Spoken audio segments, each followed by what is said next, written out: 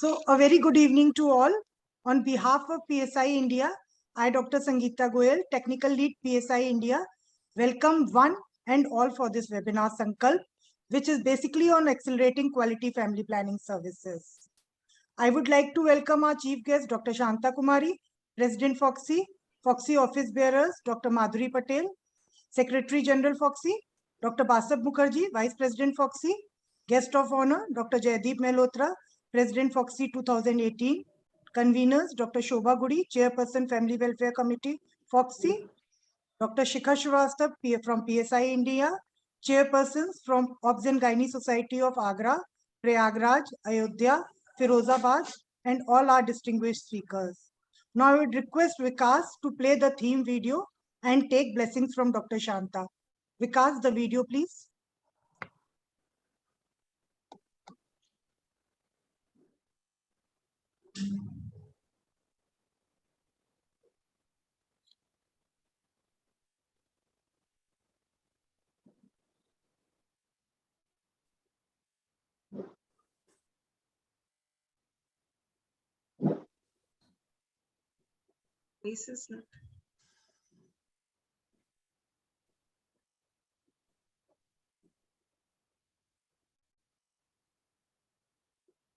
Audio is not coming for the video.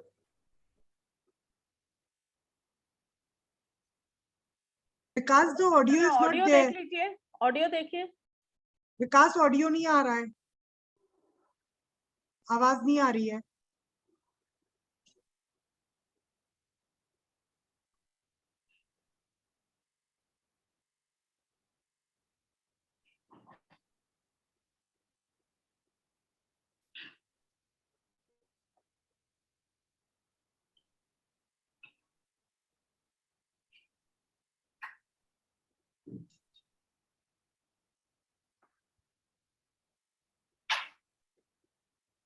अच्छा, host Dr. Aarti Gupta is unable to join. Can you do anything about it? She is trying to join. She is unable to join. Host? I'm calling her.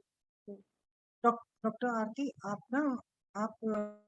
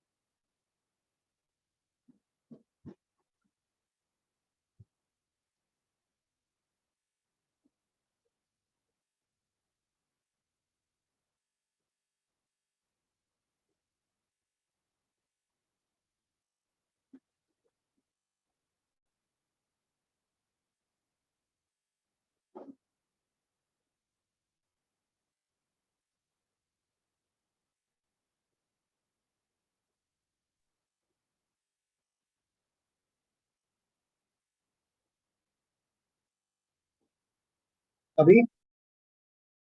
Hello? No, there is no sound. No sound.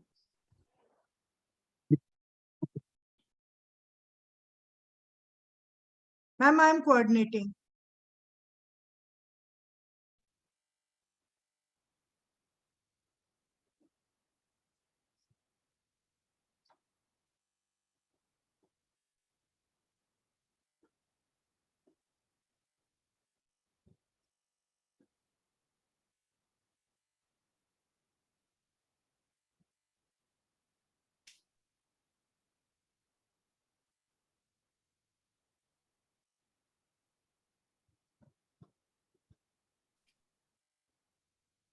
Stop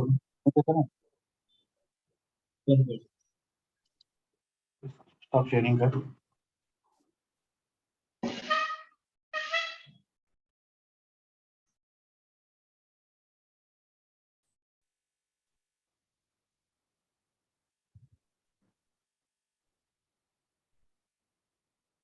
Of OB-GYNs taking care of women's health in our country.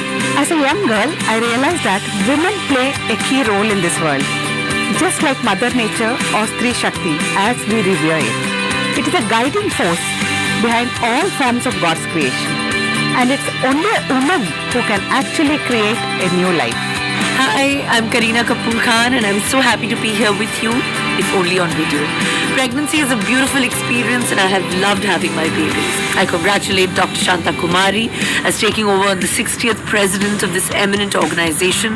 Stree Shakti is the embodiment of 5 elements. The sky, the air, the water, the earth and the fire. Any imbalance in any of these 5 elements creates chaos and calamities. Similarly, when a woman's health is neglected, it disrupts the universal equilibrium. The intimate link between environment and human well-being is very well known. With increasing awareness of the need for clean water, pollution-free air and pesticide-free food. Hi, I'm PV Sindhu. Well, it's such a beautiful feeling for me to be an empowered girl. To be a girl in a nurtured and a safe environment. Protecting health by preserving nature and its ecosystem is easier than curing any disease. So we have taken up the concept of minimizing the female morbidity and mortality and fetal effects by mitigating the adverse impact of environment. My theme this year goes beyond Foxy's commitment towards women's healthcare.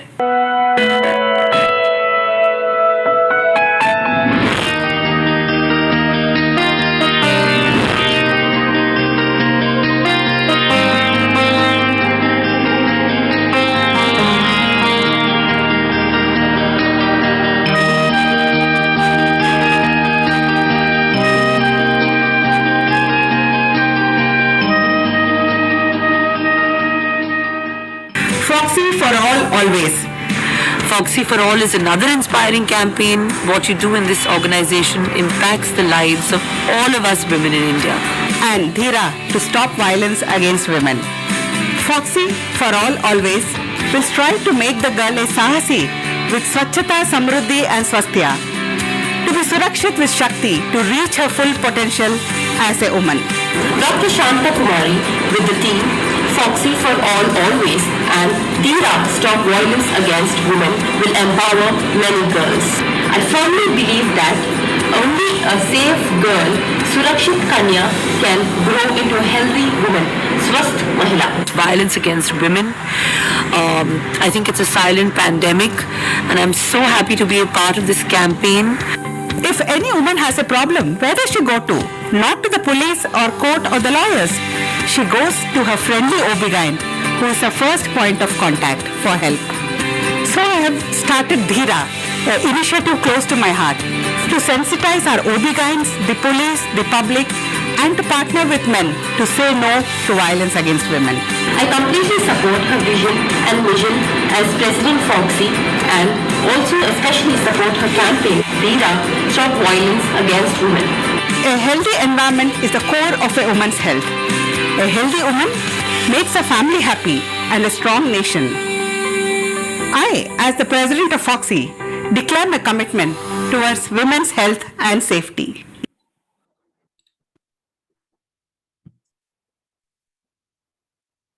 So thanks for playing.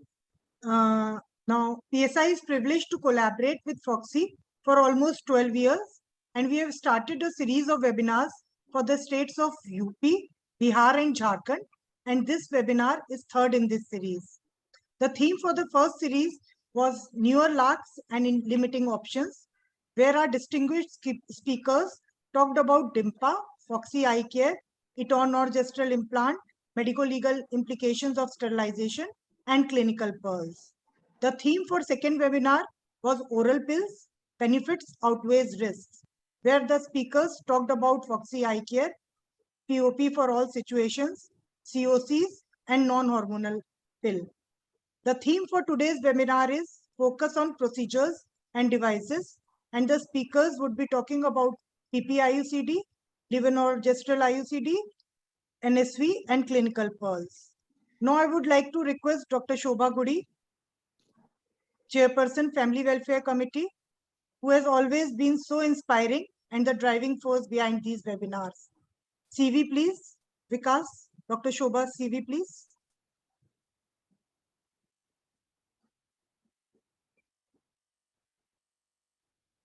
So Dr. Shobha Gudi, she is Professor, HOD, St. Philomena's Hospital, Bangalore, postgraduate teacher examiner, Chairperson, Family Welfare Committee, 2021, Assessor, GOI Projects Lakshya, Board Member, FPAI. Sangeeta जी, संगीता जी यहाँ बंद करके हम आगे चलें? मैं थोड़ा सा पढ़ दूं, people. नहीं, बहुत बार हो गया है। यूपी के लोग मुझे जानते हैं और आपने तो कह दिया है मैं चेयरपर्सन हूँ, तो I think it is enough. Please let us go ahead. Huh? Thank you so much. Shall I now continue, Sangeeta? Yes, ma'am. Please. Yeah. So it is my privilege today to invite the FOXI office bearers here. I think at their behest, we are able to conduct webinars. We are able to collaborate with such wonderful organizations like PSI. So can I have a mention of Dr. Shanta and Dr. Madhuri and then Dr. Basar? Can I have the CVs flash? Dr. Shanta CV. I must welcome the presidents of all UP societies today. I'm so happy that Ayodhya and Agra and Prayagraj and Firozabad have been able to join us today. So we seek blessings from and her good wishes, Dr. Shanta Kumari, the dynamic president of our society at present, who has shown the way forward for, higher and higher pinnacles of achievement for women's health. And I'm really so proud to be working with her during this 22. Really a lot to learn from someone like her. Thank you, Dr. Shanta, for inspiring us all. Can I have the next CV? Dr. Madhuri Patel is yet another FOXI leader who has really held the office of FOXI under very tight reins, and she has shown that being a woman also means that she can be a very efficient Secretary General for FOXI, no less than her predecessor. Dr. Tank was, of course, the brilliant predecessor for her, but she is proving her worth, her mettle, and we are very proud of you, Dr. Madhuri, and thank you so much for supporting Family Welfare Committee. Next, please. And then, of course, it is my privilege to introduce Dr. Basar Mukherjee, and I'm so grateful to him that he made time for this webinar today. And as soon as I said it is for UP, he said that he must join, he will join, because FOXI really believes that wherever there is a lacuna or there is something which needs to be achieved, we must put all our forces in that area. And so here he is. Dr. Basar is the current vice president, a very decorated faculty for many, many conferences, a very prolific author and a wonderful orator. And also, I think he leads by example. He takes up projects and finishes them beautifully. His webinars are highly attended. Of course, he holds several posts in FOXI and PIGO as well, regional coordinator for safe abortion. Yeah, sure. We're not reading CVs. We want to go ahead with the program. I think everybody's Yeah, please give your message, Dr. Basar. Thank you. Thank you very much. It's a pleasure being here. PSI and FOXI go back a long way. Dr. Sangeeta has already mentioned. So we just hope that the partnership continues. Now it's webinars and we can see what we can do in the future, maybe some physical activities in the states which PSI operates in. It's a wonderful opportunity to meet Dr. Shikha, and we look forward to future connections with PSI and FOXI in days to come. And I welcome all the societies who have joined here. We understand that there will be nice academics and you will have some chance to interact with the faculty after the talks. It's already late. I think we should start. Thank you very much. Thank you, Dr. Basar. Thanks a lot. So the guest of honor will be joining a bit late because she has an event in the family. So we shall go ahead with the next. Thank you, ma'am. Dr. Sangeeta. Yeah. Thank you, ma'am. Your able guidance and vision had always encouraged us. Now I would like to bring on board Dr. Shikha Srivastava, convener from PSI India. CV of Dr. Shikha, please. Be brief, Sangeeta. So Dr. Shikha, she is Chairperson Family Welfare Committee, Lucknow Obs and Gynae Society. She has worked as Senior Advisor Technical Services, Population Services International for over 10 years. And she has developed she has led in development of Foxy GCPR for cervical cancer prevention. Over to you, ma'am, please. Thank you, Sangeeta. And once again, good evening, respected guests and friends. On behalf of PSI, Foxy, and all 4 societies who have collaborated with us in joining, I extend my warm welcome to all of you once again for this 3rd module of the webinar on family planning. I would like to tell you something about PSI in brief.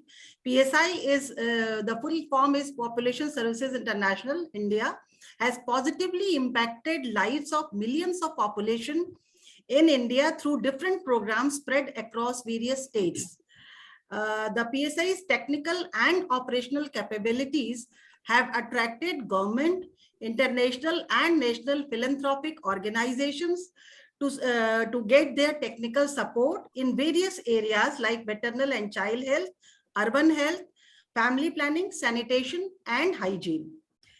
The challenge initiative, the short form is called the TCI program, envision a world where young people are empowered to live an optimal reproductive life by rapidly and sustainably scaling up some proven urban health intervention approaches by business unusual approach.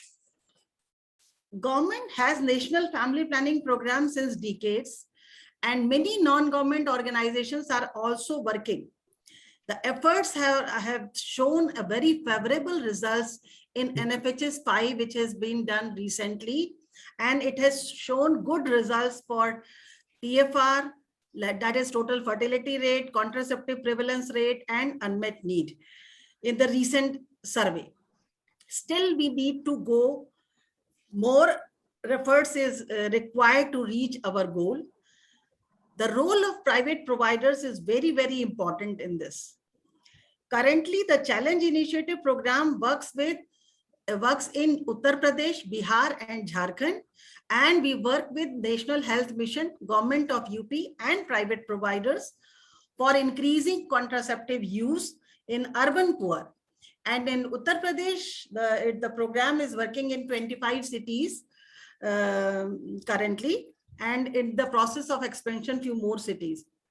Use of contraceptive contributes in reducing maternal mortality, as gynecologists we all understand, because reducing the number of births is thus reducing the time the woman is exposed to the risk. So it is very important that family planning should be promoted and women should use contraceptive. And quality services, especially in family planning, is very, very important, which includes counseling, service provision, follow-up, or post-procedure care. That is all very important. We have talked about our partnership with the Foxy. It's very long, since 2009. And we have done similar workshops and many more activities, physical workshop.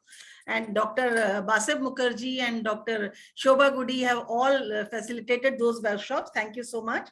This time, because of pandemic challenges, we are conducting webinars in all these 3 states and to cover all the relevant topics around family planning contraceptives.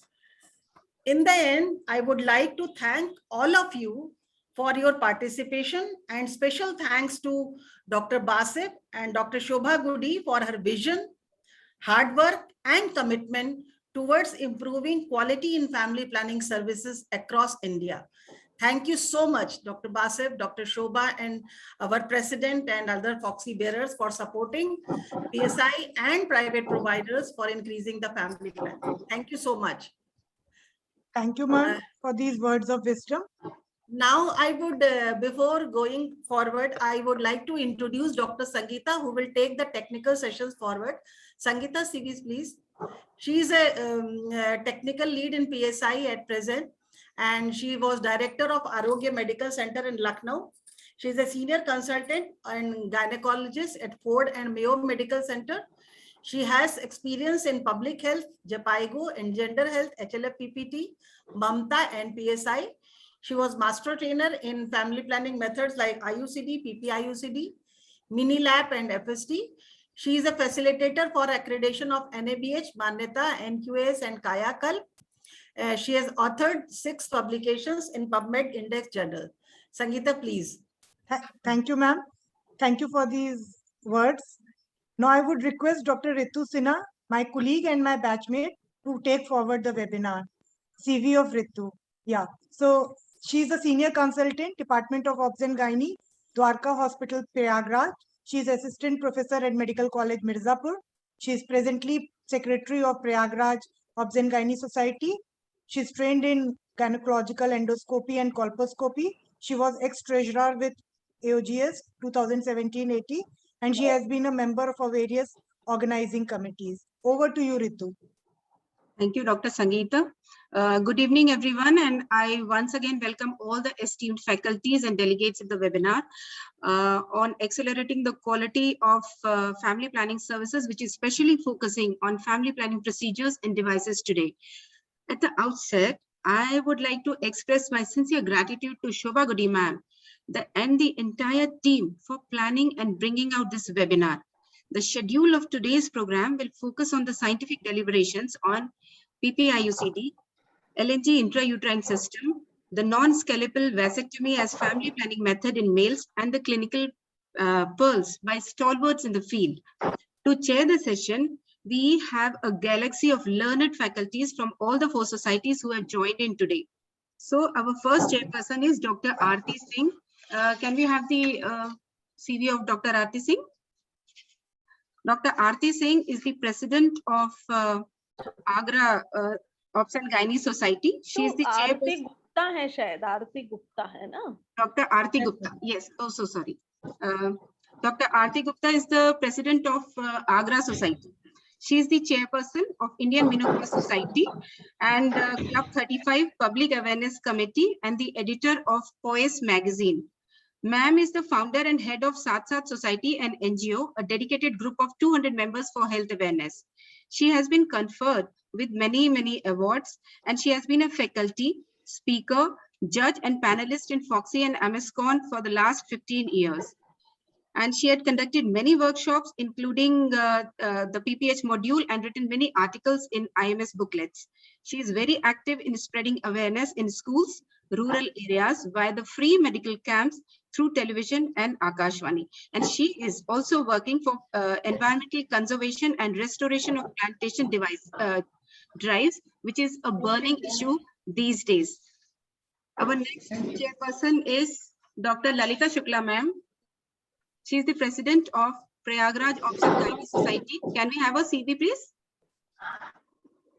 Dr. Lalita Shukla is the consultant director, obstetrician gynecologist at Arogya Niketan Prayagraj. Presently, she is the president of AOGS. And she is the founder chairperson of Women's Wing AMA Allahabad. Her field of interest is high-risk pregnancy. And she has a great academic record and has attended many national and state level conferences as faculty. She's a thorough, gentle person, as I know her, a perfect blend of knowledge, dedication, passion, and concern. Our third chairperson is Dr. Sumita Verma. Dr. Sumita Verma, please. CV, please. Dr. Sumita Verma is consultant at Deva Memorial Hospital. She is the founder secretary of Faizabad Obs and Gynae Society, Ayodhya. She has participated as faculty in many national and international conferences and is very passionate about women's health and rights. She has organized so many rallies about cancer awareness, gender sensitization, conducted many school programs about sex education, menstrual hygiene, and myths. We welcome you, ma'am. Our last co-chairperson is Dr. Priyanka Upmanyu Agarwal. She is the secretary of Firozabad Obs and Gynae Society. She is the consultant and infertility specialist at Dr. M.C. Agarwal Hospital and Research Center Private Limited, Dr. Priyeta Agarwal IVF and Test Tube Baby Center, Firozabad. She holds FMAS diploma in reproductive medicine. and she has a great academic record and received an award for poster presentation on HELP syndrome in Riva. We welcome you all and request Dr. Aarti Gupta to please introduce our first speaker, Dr. Meena Wani. Myself, Dr. Aarti Gupta. I will like to introduce Dr. Reena J. Wani. She will speak on PPIUCD, and she is professor and head of the Obstetrics and Gynae Department of HBT Medical College and Dr. R.N. Cooper Hospital, Mumbai. She is core committee member of FOXI Violence Against Women Cell 2015 to 21. She is member of FOXI GCPR for COVID guidance and vaccination 2020-21. She is president Mumbai Breastfeeding Promotion Committee 2019 and 21. She is chairperson FOXI Perinatology Committee 2015 and 2020. She is ICOG Governing Council member 2021 and 22. She has got 2 gold medals, 5 distinctions, and 25 prizes and awards. She is MOGF Personality of Year Award 2020 and 21. Welcome, ma'am. You have written so many chapters and you are co-editor and editor of so many books. I welcome you, ma'am, and please start your delegation. Thank you very much for the kind introduction, and it's a pleasure to be here. I will share my screen. As Reena is sharing her screen, can I ask the host to mute others who are not speaking, please? And also, my personal word for Reena is I have known her for a long time in FOXI. Wonderful. She is as wonderful a person as she is an academician. And, you know, her talks are so sought after, and I'm really, really proud and happy that she consented to speak today on PPIUCD. I must share with all of you that we have a project of PPIUCD which recently got completed, and we are looking for publication. And one of the hospitals was where Reena is HOD, R.N. Cooper Hospital from Mumbai. So she contributed a lot of data as well in PPIUCD. Thank you so much, Reena, for all the support to Family Welfare Committee.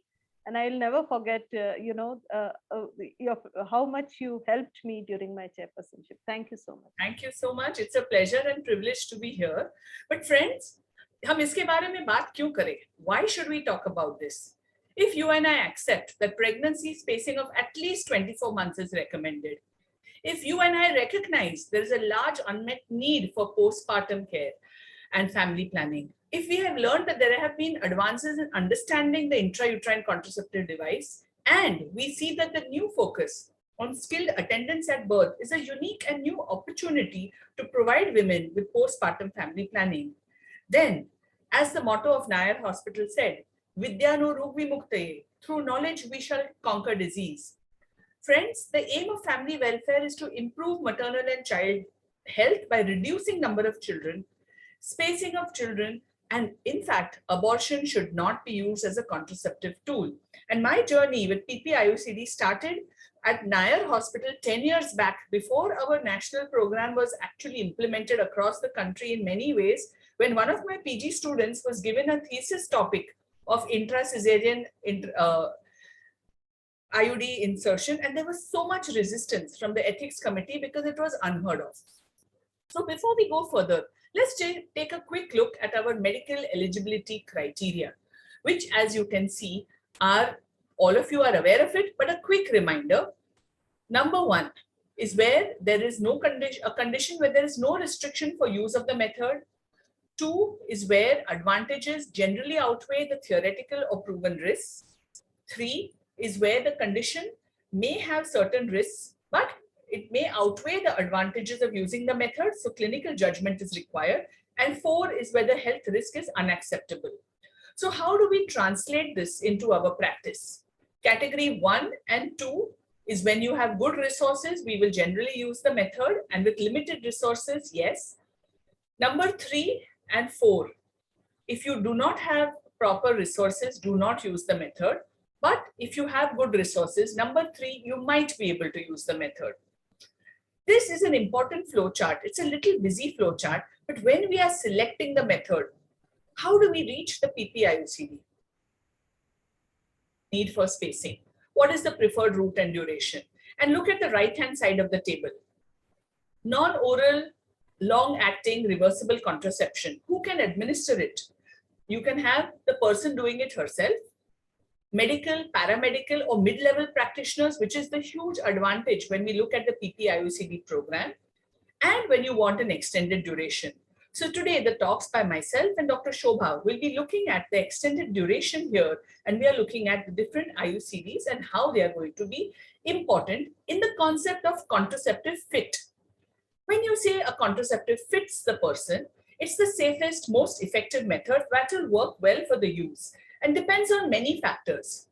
Of course, it's like a cafeteria choice. When you go to the canteen and ask, ki aaj kya milega? He will tell you vada pav, misal, dosa, samosa, but what is good?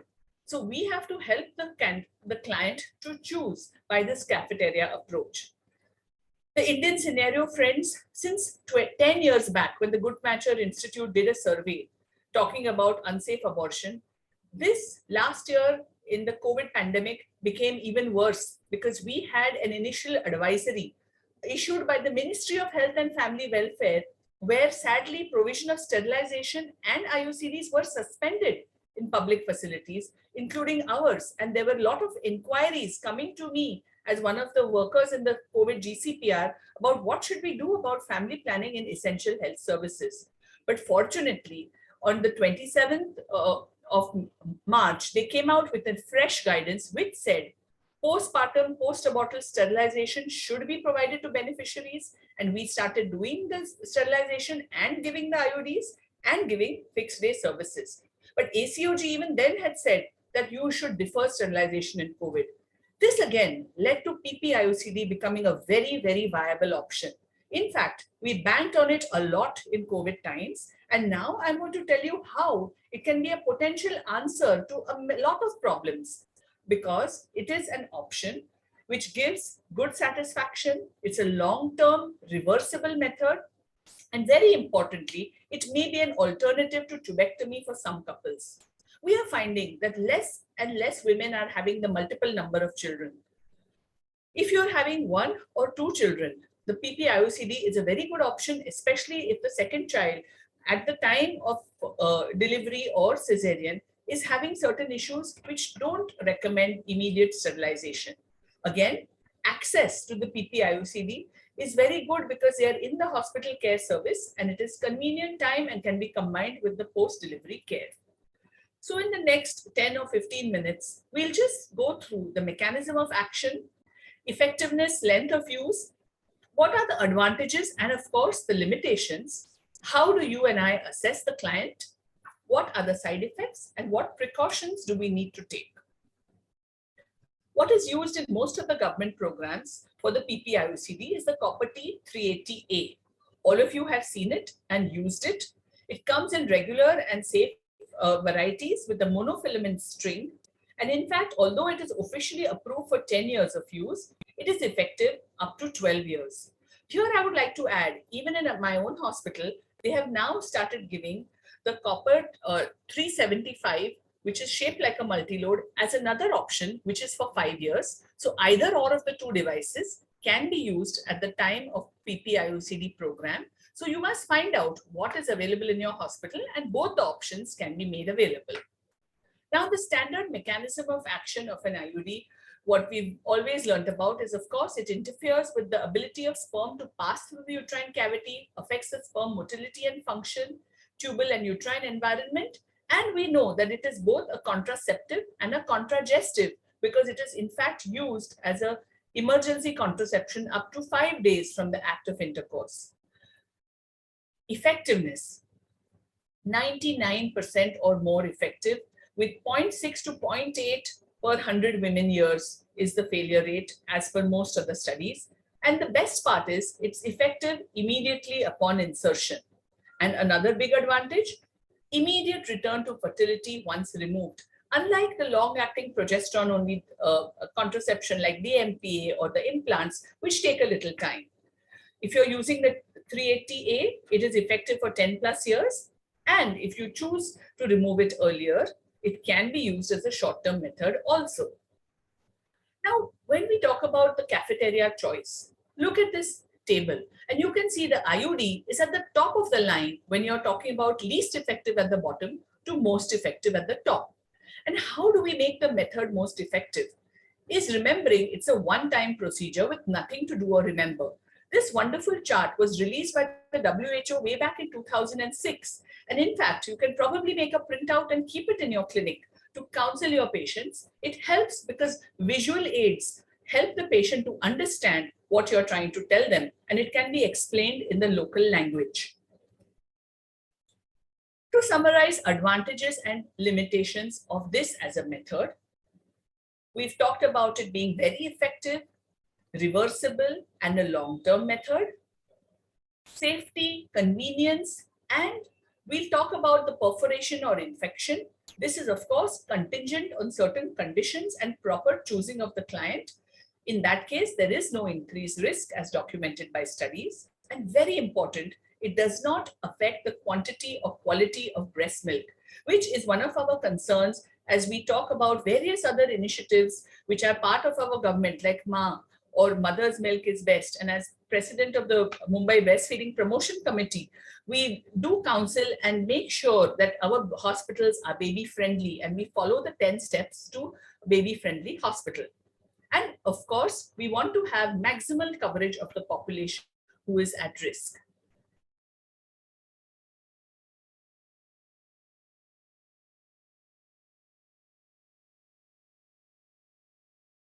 Monthly bleeding pattern. And when we use it as a postpartum method, there can be a slightly higher rate of expulsion. But this is reduced with good technique, which I will be highlighting in a few minutes. Yes, it requires some special training of providers, but friends, it is not that difficult and it can be done easily, and even your mid-level providers and even the non-gynecologists can be trained to be part of this program. One big concern we've always had is, does the IUD in general cause anemia? We do know that monthly menstrual bleeding does increase slightly with the IUCD, particularly in the first 3 months. But blood loss resulting in anemia is usually rare. And anemia comes under MEC category 2 for IUCD. If she's anemic and has the IUD in place, continue to treat the anemia with iron and folate. And what Dr. Shobha will be covering in the next thing is that here is the choice of using a LNG containing IUCD as an option. But this, at less than 6 weeks postpartum, we have to see the MEC category before we choose. I'm not going to discuss this because Dr. Shobha will be covering it and how progesterone containing IUD can be considered in the program. But to summarize, the choice of contraception for postpartum breastfeeding or non-breastfeeding women, including after cesarean section, less than 48 hours postpartum can use LNG IUD also. But remember, more than 48 hours have passed, you have missed the bus. So do not insert either the T380A or the LNG IUD till 4 weeks postpartum. So the importance is to finish doing it within the first 48 hours or immediate post-placental. That is much better. And importantly, if there is evidence of puerperal sepsis, we have to be careful. And here again, when you've had a woman with PPH, you've done the Heyman suture or you've done a B-Lynch, we have found there is a slightly higher incidence of expulsion and problems. So these are the women in which you may not use the PP-IUCD immediately. Now, after active management of third stage of labor, the regular AMTSL, there is no increase in IUD expulsions or perforations. With the regular oxytocic agents, fundal massage does not increase expulsion or perforation. Post-placental insertion, in fact, has the lowest risk of expulsion and perforation rather than putting it much later. So friends, what are the immense benefits of this particular method? Most important, it is a medical alternative to sterilization. I had a patient who came with previous 3 cesarean sections, obese, very pinpoint cervix, wanting sterilization. Now the dilemma was she also had diabetes. Now the question was, do we expose her to one more surgery or do we counsel her about putting in a device? So yes, in fact, she opted to take the IUCD because of the advantages. There is efficacy. It's a one-time motivation, one-time insertion. We all know it is not related to coitus. It is reversible, well-tolerated, and very importantly, cost-effective, semi-permanent, and can be used well in resource-poor settings also, because you just require that initial motivation and facilities for the insertion. Despite all this, why is it not being used as much as it should be? Friends, this is due to lack of trained providers, sometimes the poor quality of the IUCD services, and sometimes we ourselves, are judgmental, as Sridevi had put across in English. We should not be judgmental because our own provider bias should not change the way we look at it. And there is a lot of lack of awareness and misconceptions about the methods, both amongst clients and sometimes amongst your healthcare providers like your ANMs or your other staff who may not be counseled or know what are the advantages. So hence, we have to all be speaking the same language. So what are these problems which people think are there with the IUCD? These are usually not inherent problems of the method itself. More than that, it is poor motivation of the client or inappropriate selection of cases. If the insertion technique is not good, you're definitely going to have problems during insertion. Risk of perforation and expulsion both go up. Prevention of infection at the time of insertion is the key rather than giving antibiotics later. And counseling, talk to the patient, tell her what to expect. Most of the problems get sorted with that. Certain provider-dependent problems which had increased in COVID was availability of the device, availability of the setting, whether to use a PPE kit while inserting the IUD, and all these issues which now seem to be settling down. But we never know, with the fourth wave being threatening to come in June, we still have to keep our guard up. Poor training is something which you have to keep in mind, and you can change it. So this bad impression, there's a saying ki ek baar thappa laga do ki kharab cheez hai. It's very difficult to change that. And how do we change all these impressions people have about perforation, expulsion, failure, and ectopic? Don't condemn without looking at the evidence. About ectopic pregnancy and contraceptives, it has been described through literature that it has one of the lowest rates of ectopic pregnancy. If you look at this chart, compared to no method, diaphragm, condom, female sterilization, and the T380A, there is a 91% chance less of developing ectopic than control. But yes, if the contraception fails, then the ectopics may be more, which is why people have this misconception about it. Another thing, failure percentage of different methods with typical use. Again, this graph shows us very beautifully as compared to, we all of course know that methods like barriers don't have that much efficacy, and the copper T380A, particularly when you use it at the right time and the right setting, has a wonderfully low failure rate, less than 99%, as I discussed earlier. And this is a summary table from one of our NFHS data, which is showing the summary in a number of pregnancies in a year and talking about the various devices, how good they can be. And at the bottom are the progesterone containing devices also. Now, the important question is, what is the correct timing? We talked about the right time to do things. When we say right after birth or the post-placental, ideally should be 10 minutes after delivery of the placenta. When you use the word soon after birth, that is when we talk about the immediate postpartum period. But here, friends, remember, the time limit is 48 hours after delivery. Intracesarean, honestly, is the easiest to start off with. And in fact, as I told you, that couple of my students, some in Nair and now in Cooper also, did it as a thesis topic, and they had very good results. And it was passed by the ethics committee without difficulty after they were convinced that this is a good method for our patients.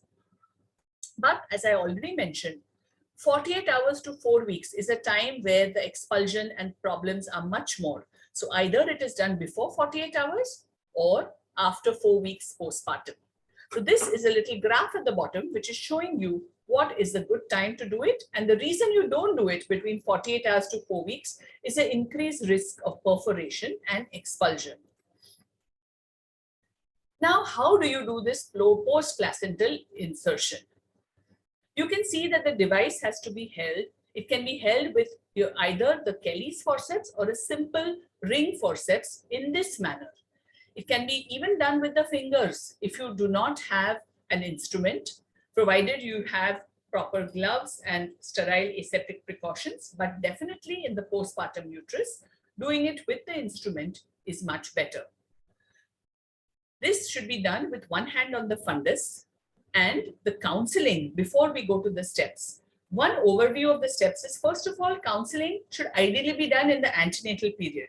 If you have missed the opportunity to counsel them, then it can be done not when she's in active labor and screaming, because she's not going to be conducive. In early labor, yes, it is acceptable, or immediate postpartum. Ensure that your tray with instruments is ready if she says yes, and confirm that she wants the method. Identify the cervix, clean with antiseptic, slowly insert the IUD, and ensure fundal placement using all aseptic precautions. Note down your findings and your counseling findings in the appropriate charts, because communication and documentation of communication are all very, very important in today's day and age. This is an example of a typical trolley, which can be used, a tray. It's not too many instruments are required. This is what you can use: a sponge holder, the Kelly's forceps, the SIM speculum, swabs, and the device. Of course, the device should be packed and opened only at the time when you want to insert it. The woman is being counseled appropriately. The cervix is being cleaned.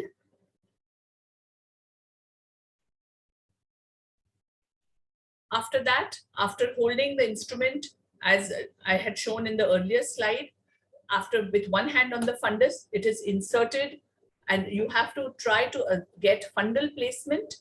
Then one very important thing, after you release it, the forceps has to be moved to one side. Never withdraw the forceps in the same line, because the chance of expulsion or accidentally pulling out the threads when you're removing the instrument is the highest.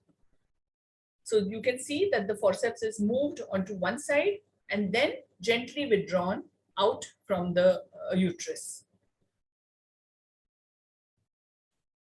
And the threads need not be cut. We'll talk about that a little later. The rate of expulsion and timing of insertion. Expulsion rates range from 3 to 37%, but good technique can in fact reduce this to 4 to 5%.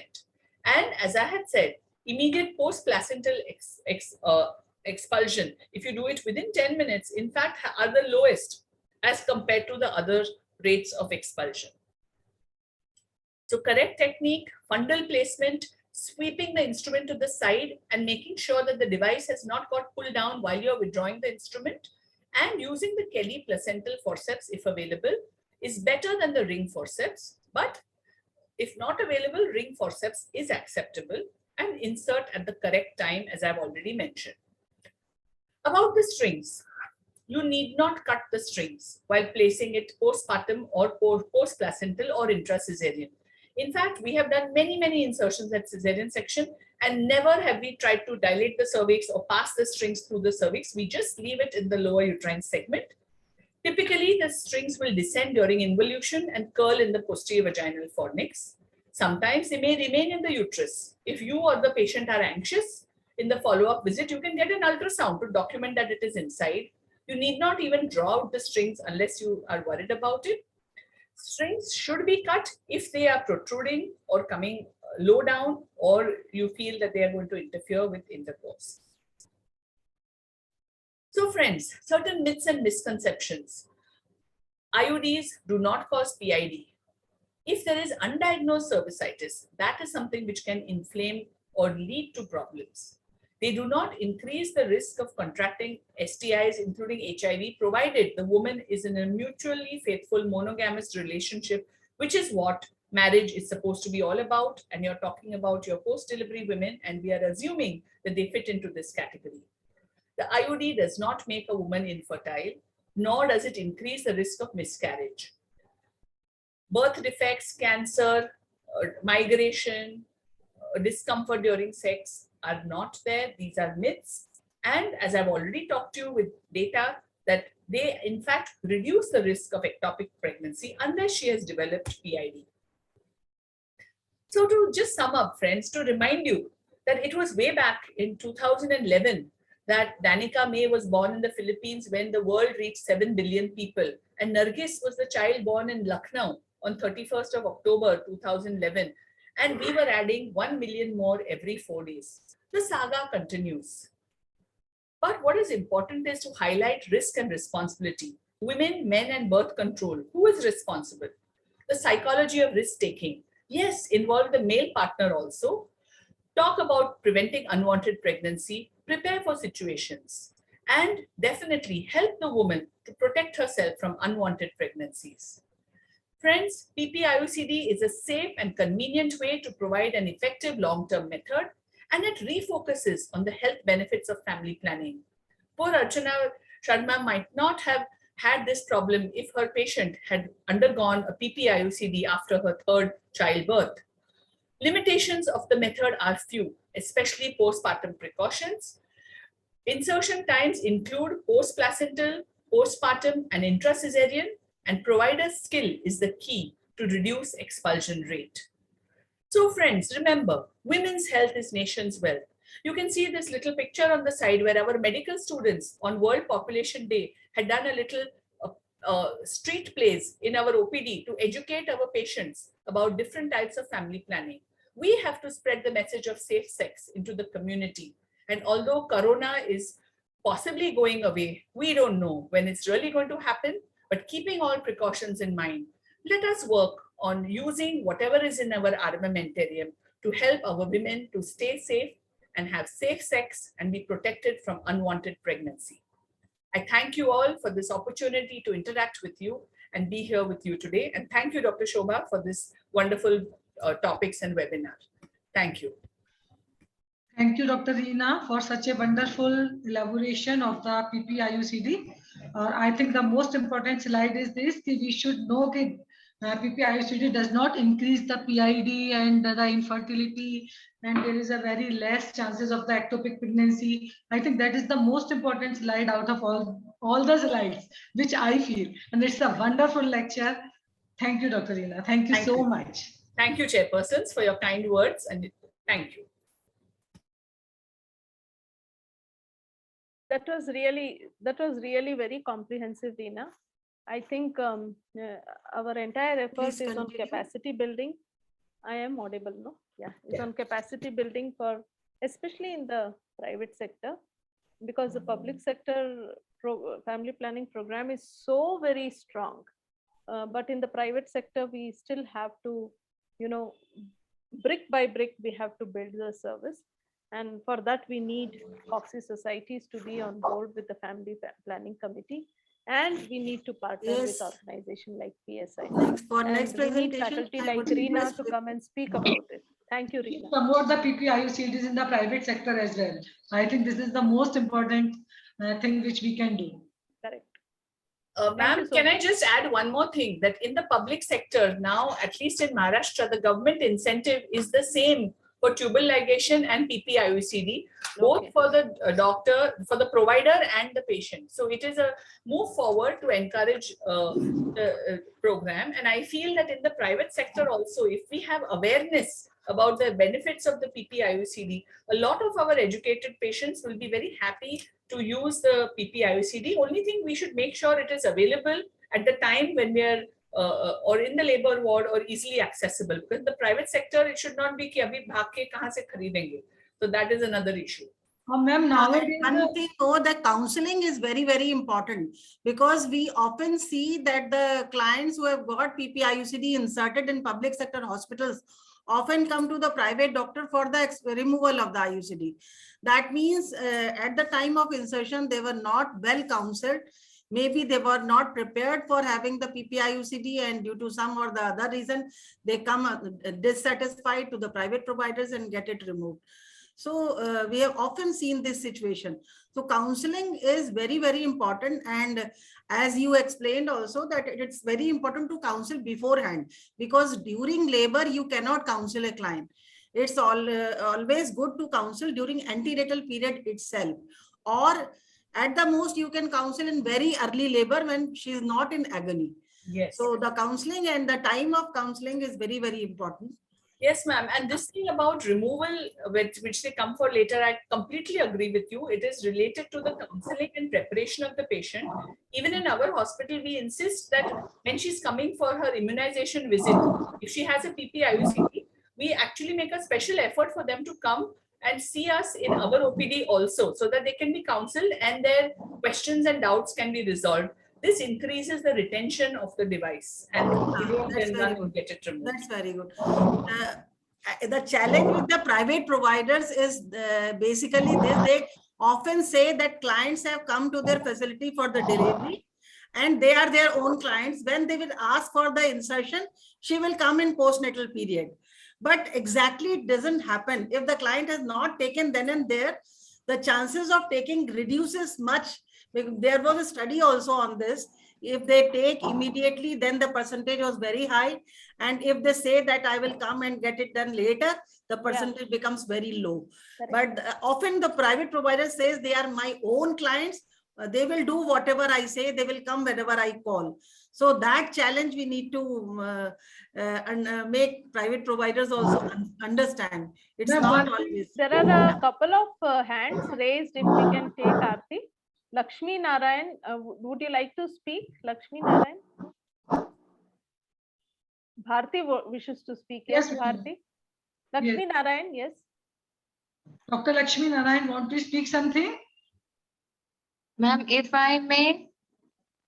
Yes, Priyanka.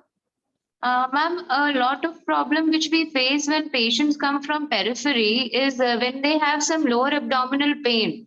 It is counseled by the Ashas over there that आपके IUCD लगी है and इस वजह से आपको pain हो रहा है and they get it removed. And once an Asha is when Asha counsels the patient, it is very tough for us कि वो क्योंकि उनके संग जुड़ी रहती है तो उसके mindset को change करना काफी difficult होता है. नहीं, actually ma'am the most important thing is the property को लेके जितने भी misconceptions हैं in the society, that is the biggest problem. चढ़ जाएगी, कहीं और चली जाएगी. These are the things जो कि property insertion में सबसे ज्यादा प्रॉब्लम करते हैं. आप पेशेंट को कितना भी काउंसिल कर लीजिए, she is not ready for the property. बहुत कम, there is a very limited number जो आपके ऊपर blind faith रखता है. That patient will go for the property. Most of the patients are refusing even after doing continuous counseling. This is the main problem. We should have some type of the advertisements on the TV. So that the acceptability of the property will increase. What I feel. IC is required. Foxy is doing their best. I think IC material is being prepared by Dr. Shobha and It is there. Priyanka ji has brought out a very important point that it is the other staff. In fact, when I talked about the myths and misconceptions, I specifically mentioned it is your other peripheral staff like your nurses, your ayabais, your auxiliary staff who also need sessions of counseling कि उनको आप समझाएं कि ये क्या है. ये in fact यही मैंने खुद देखा कि हमारी ही ANM when she was accidentally pregnant and had come for her MTP was not willing for MTP. She said, "Madam, आप मेरा TL कर दो." I said, "Why are you not willing for the IUCD with the thing?" So again, counseling and properly explaining to them and clearing their misconceptions, then they will spread the correct message to them. So I think this change has to come at levels. Capacity building of the paramedical staff, including Asha's ANM, is very, very important. Very important. The government is trying their best. They have the program. Everyone should talk contraception and in favor of contraception. Yeah. Everyone whom the woman encounters during her visit to the hospital, then it works. Now, can we go ahead? Dr. Lakshmi Narayan has not spoken. I think we should go for the next session. Yeah, we will go for the next session. Yes. Yeah, who is the chairperson? Please invite the next speaker. I'll request Dr. Lalita to invite Dr. Shobha. Dr. Lalita, ma'am, please. Ma'am, you are on mute. Yourself and I'm the chairperson for the next talk, not this one. Dr. next Mohit for Joshi. me, Dr. Sumita is there, I think. Dr. Sumita, please. I'm not Dr. Mohit. I'm for the next Dr. talk. Sumita. Yeah, I'm there. I welcome Dr. Shobha. You are a very dynamic chairperson of this committee and doing very well. So we will be very interested in listening to you talk about the LNG IUCD.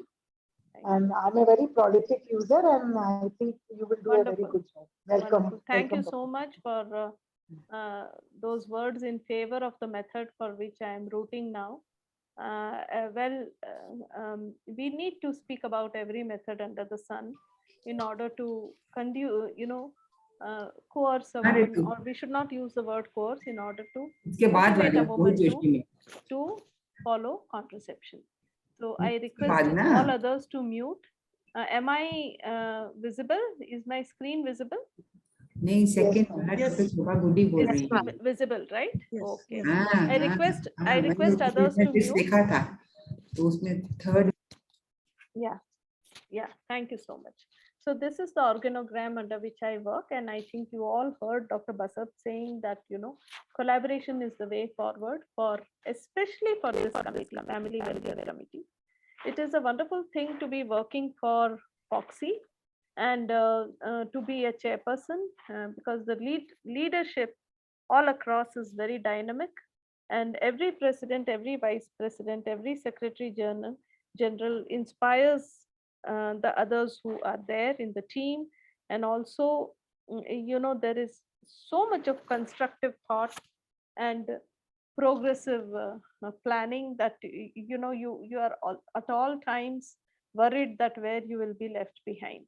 So it is nice to be associated. It enlivens a personality to be working here. And today I think हमारे साथ जुड़े हुए हैं 3 or 4 Foxians who are aspiring to contest for chairpersons. I think Dr. Kiran Pandey is from UP, Dr. Kanchan Sharma, and my colleague from Karnataka, Dr. Bharti Rajshekar, is also contesting for chairpersons.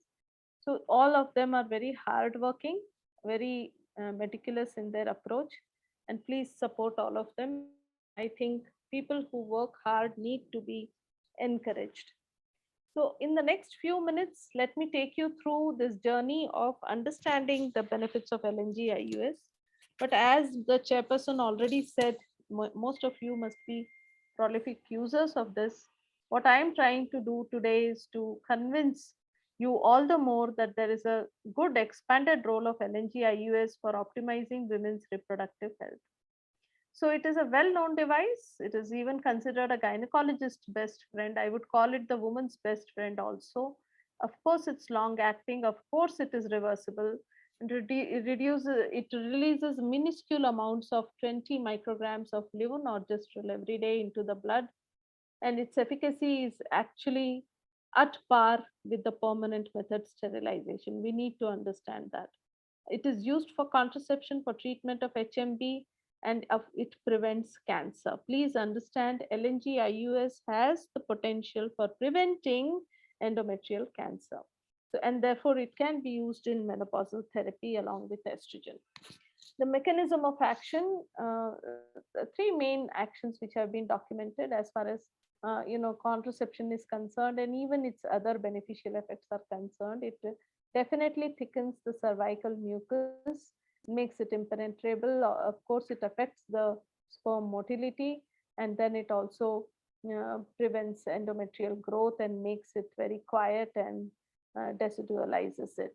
And there is around the device, there is a semi-permeable membrane which allows steady release. You're all very familiar with this, and you all know that there is a steady state of the hormone in the blood, which is also seen in other progestin-only devices, but is especially reliable when it comes to LNG IUS. You can see a very high level of drug there in the system. So this is another reiteration of the mechanistic effect of LNG IUS on menstrual blood loss, that there is endometrial thinning, glandular atrophy, stroma decidualization, and capillary thrombosis, and which reduces the blood loss. And that is why I think most of you are highly motivated to use this as a first choice therapy in management, especially of idiopathic heavy menstrual bleeding. It rapidly induces clinically and statistically significant long-term reduction in MBL has been seen, and it also has terrific impact on the quality of life. I think most of us have witnessed this in our patients. This is to Re-emphasize that the levonorgestrel is rapidly absorbed by the capillaries of the endometrium and enters the circulation. 100 to 200 picogram per ml of that plateau level of plasma levels of LNG. It binds to SHBG in the serum, and right, and it compares with other methods of contraception, very favorable. So how does it optimize reproductive health of the woman? Huge preventive role as a contraceptive. It's a very precious lark for us. For AUBE, endometrium, it controls symptoms. Anemia, it allows completion of family. That means it saves the uterus till the disease can be reversed, averts cystectomy. For benign gynecological diseases, even for leiomyomas and adenomyosis, it averts cystectomy. Sometimes allows childbearing also with these diseases once we have controlled the symptoms and the woman is ready to bear again. And of course, it is useful in menopausal hormone therapy. So we understand AUB today as the palm coin classification, and this has only been shown to re-emphasize that LNG is useful in many of these conditions. And let us not dwell on this, because we know that palm are structural and coin are non-structural causes of AUB. And in many of these, LNG-IUS is befitting to use it. The significant burden of which is not yet classified is also there apart from palm coin. And probably in some populations, 50% of women will be having this. And we label it as idiopathic. And here we do not find any hormonal disturbance. We do not find any abnormality in the endometrium, but yet here we find that LNG-IUS does have a role to play. The streamlined way in which we treat HMB with medical therapy, first line has been told as LNG-IUS by most statutory authorities, including NICE guidelines, and also ACOG, etc. The second line being the other drugs, NSAIDs and tranexamic acid, though I must confess that I use these as the first line of an LNG-IUS is the second line. And then there are others, of course, the higher hormones like GnRH analogs, etc., and also injectable progesterone. If we use the medical management, if it is utilized in the correct way, then there is very little need for these surgical options which have been shown. The endometrial resection, first and second generation, and of course the hysterectomy and the other operative interventions like uterine artery embolization, myomectomy, etc. Well, we need to make gynecology more medical, and LNG-IUS, the levonorgestrel intrauterine system, helps us to achieve that. So the key considerations in management of HMB are that we need to know the nature of bleeding, amount, pain and discomfort, comorbid conditions, and any therapy chosen should be customized to ensure good quality of life and less bleeding. And the NICE guidelines suggest that LNG-IUS give 12-month uses, and it gives very good relief. Tranexamic acid or NSAIDs or COCs can be used in the next line. So this is the NHS system of use. As I already said, we tend to use the number 2 to number 1, and number 1 becomes number 2 for us, because that is how cost effectiveness in Indian communities vary from the NICE guideline and the NHS system of Britain. And of course, after that comes the other progestogens. In the summary of HMB treatment options, there are many studies like this, and all of them show that LNG-IUS has got a more favorable performance towards blood loss than other medical therapies. So I think we must go ahead and also say that it is a useful alternative over hysterectomy. And when it comes to the question of which one to go, medical before surgical, we must know that more than 90% continuity rate after 1 year of LNG-IUS means that most women are cured of their HMB with LNG-IUS by the end of the year. However, providing this service does have some challenges, and that means that we have to build up our counseling skills.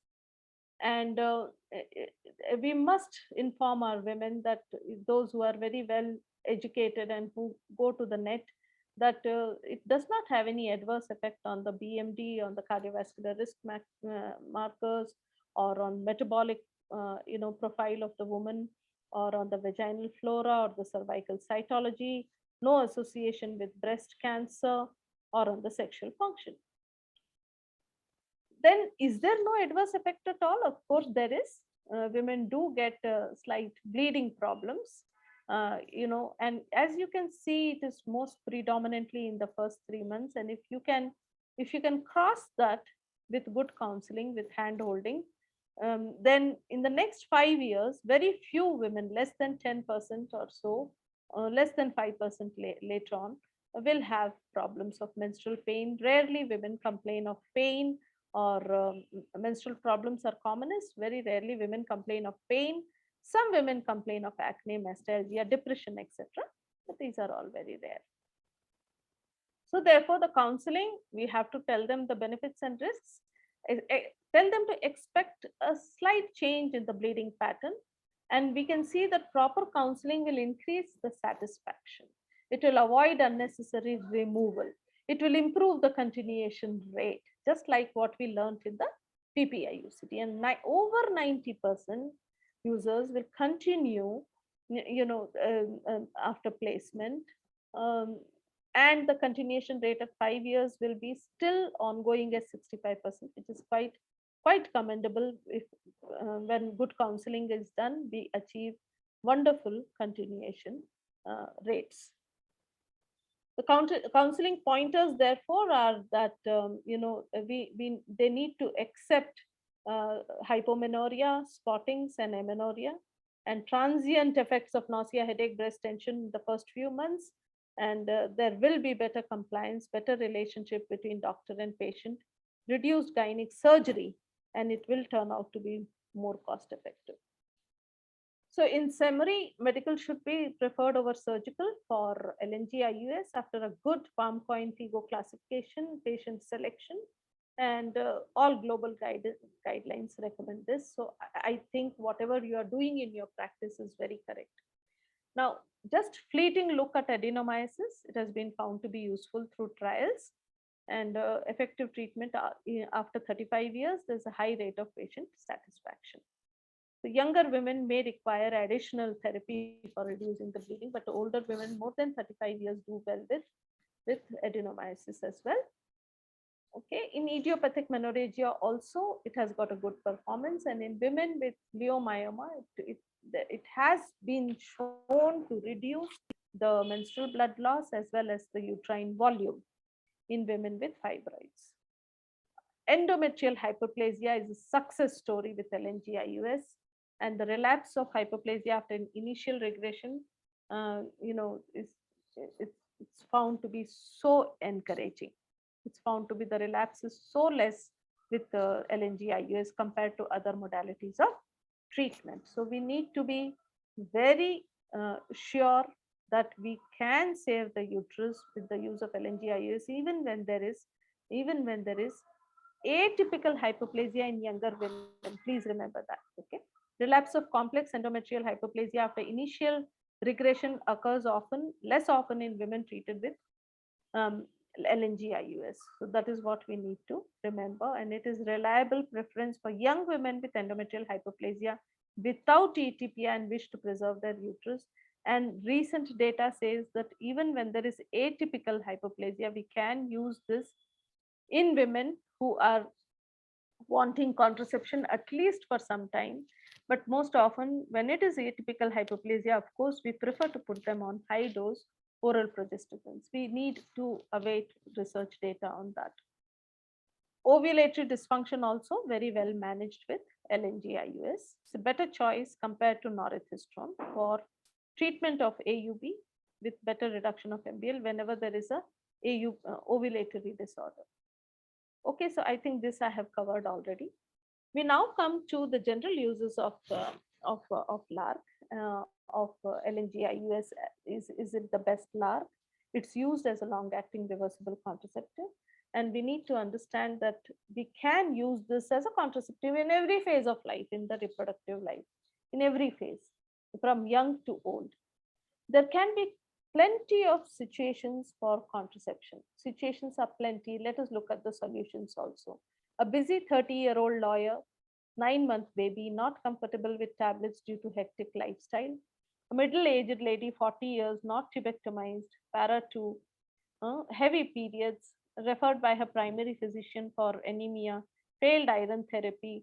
General and gynec examination reveals a pelvic ultrasound shows normal findings. We correct the anemia, but then what next?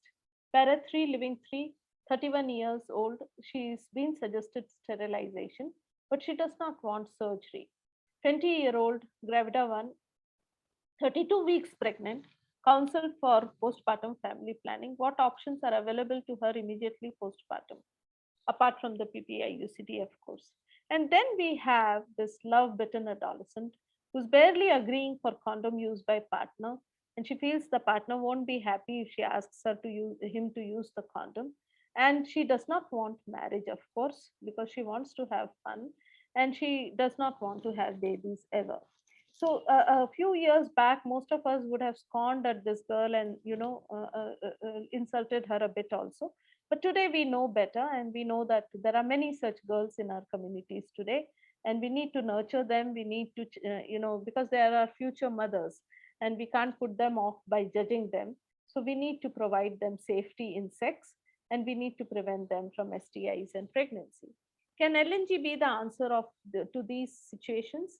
Then I would vehemently say yes, it is possible, because it is highly effective, and it is a long-acting reversible contraception, and most of these women would want such an option. Sorry about that. So when we talk about contraception to these women, we do not actually give them only the LNG IUS. We tell them the entire basket of choice, from the barriers right to centrum, and you can see the entire basket of choice. Everything we tell them, depending on what is suitable, and we tailor the contraceptive according to their need. So what is LARC? We provide LARC services along with SARC. SARC is short-acting reversible, and LARC is long-acting reversible, and it is a method which requires administration less than once per cycle or once per month.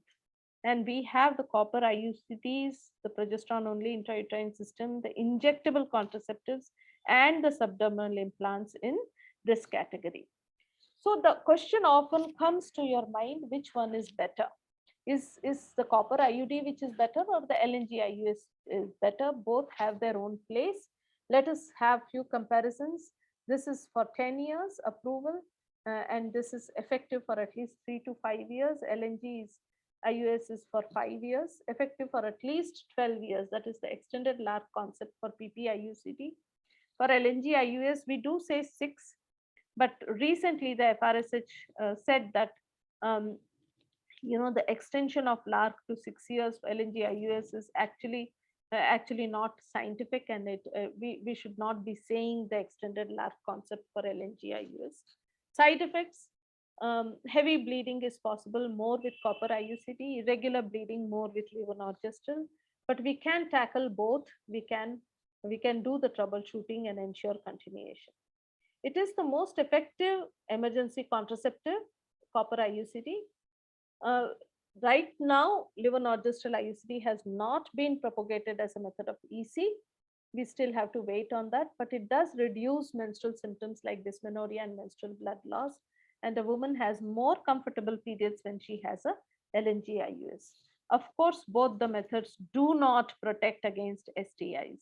And rather than looking at this as a routine statement, which we teach postgraduates, we must actively think here, because today we see more promiscuity, we see more clandestine sex. We also feel that, even if the woman is not going outside boundaries, the man might be. And that is why she needs to be protected against STI if the contraceptive method is not giving her that protection. So kindly ensure barrier method whenever we prescribe if there is a high risk of STI. What questions do we ask? How important is it for you not to get pregnant? If she is very, very vehement, then LARC is the way to go for her. what contraception she has previously used, and how she has, done with that. Increase awareness and knowledge of LARC in accordance with the woman's needs, and distinguish between daily contraception and the fit and forget concept, because LNG, IUS, copper IUCD implants all are fit it and forget it concept. So let them understand the difference. Daily contraception depends on their compliance, and fit it and forget it methods, they do not have to do anything active every day. We have to show them the LARC methods and discuss the potential benefits. So we believe a lot in counseling, method specific, establish the need, introduce the LARC, show the LARC, communicate the benefit, provide reassurance, address the concern. So contraception counseling is never a monologue. It is never a one-way directive. Always leave space and always allow the client beneficiary to speak up her concerns and address those concerns, and then help her with the decision making, confirm her choice, and schedule the placement. Okay, so this is all very important. They are the 6 key recommendations for method specific counseling that we just saw. Dr. Reena has already spoken about the efficacy, so I don't think I should be wasting time on that. I only want you to think about this. Sterilization less than 0.5% failure rate. Implant, the glorious method, less than 0.1%. LNG IUS, 0.2%. And intrauterine copper device, 0.8%. So think about this. Why subject a woman to a permanent method when a temporary method can achieve that and much more? It's convenient, safe, reversible, lighter periods, low risk for adverse events like ectopic, expulsion, perforation. Perforation rate with IUD and IUS is 1 per 1,000. Come on, it is so very uncommon. Okay, and better training and less perforation. Okay, so MEC criteria became important. Again, my previous speaker has spoken, so no need of telling this to the August audience. Most of you know everything. Some medical conditions are associated with increased health risk.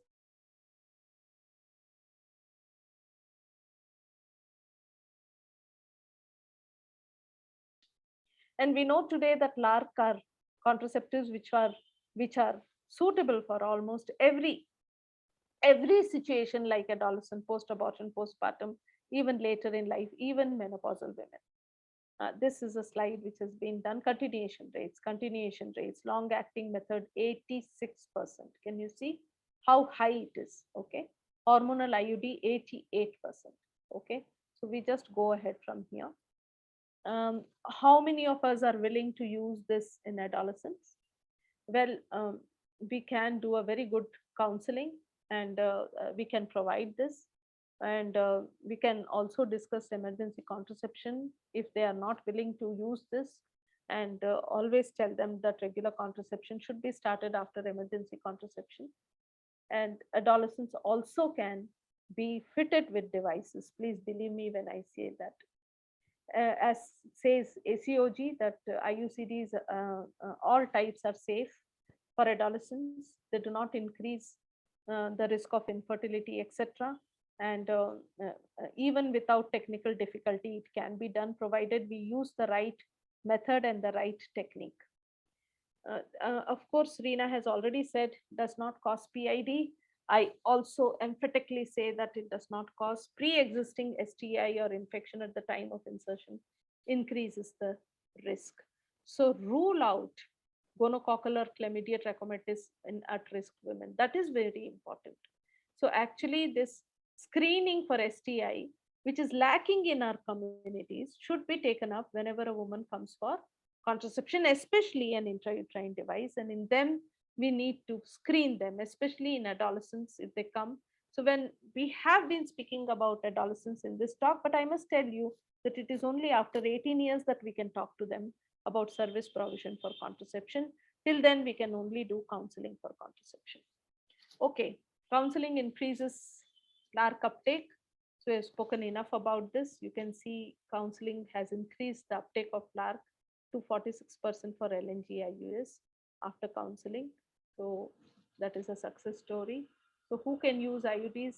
Teens, nulliparous, multiple partners, history of STI, PID, history, past history, not current, and history of ectopic in the past, everybody can use. So there is a very wide, clinical application, 16-year-old, healthy nulliparous currently. So I would prefer to make this 18 years and more.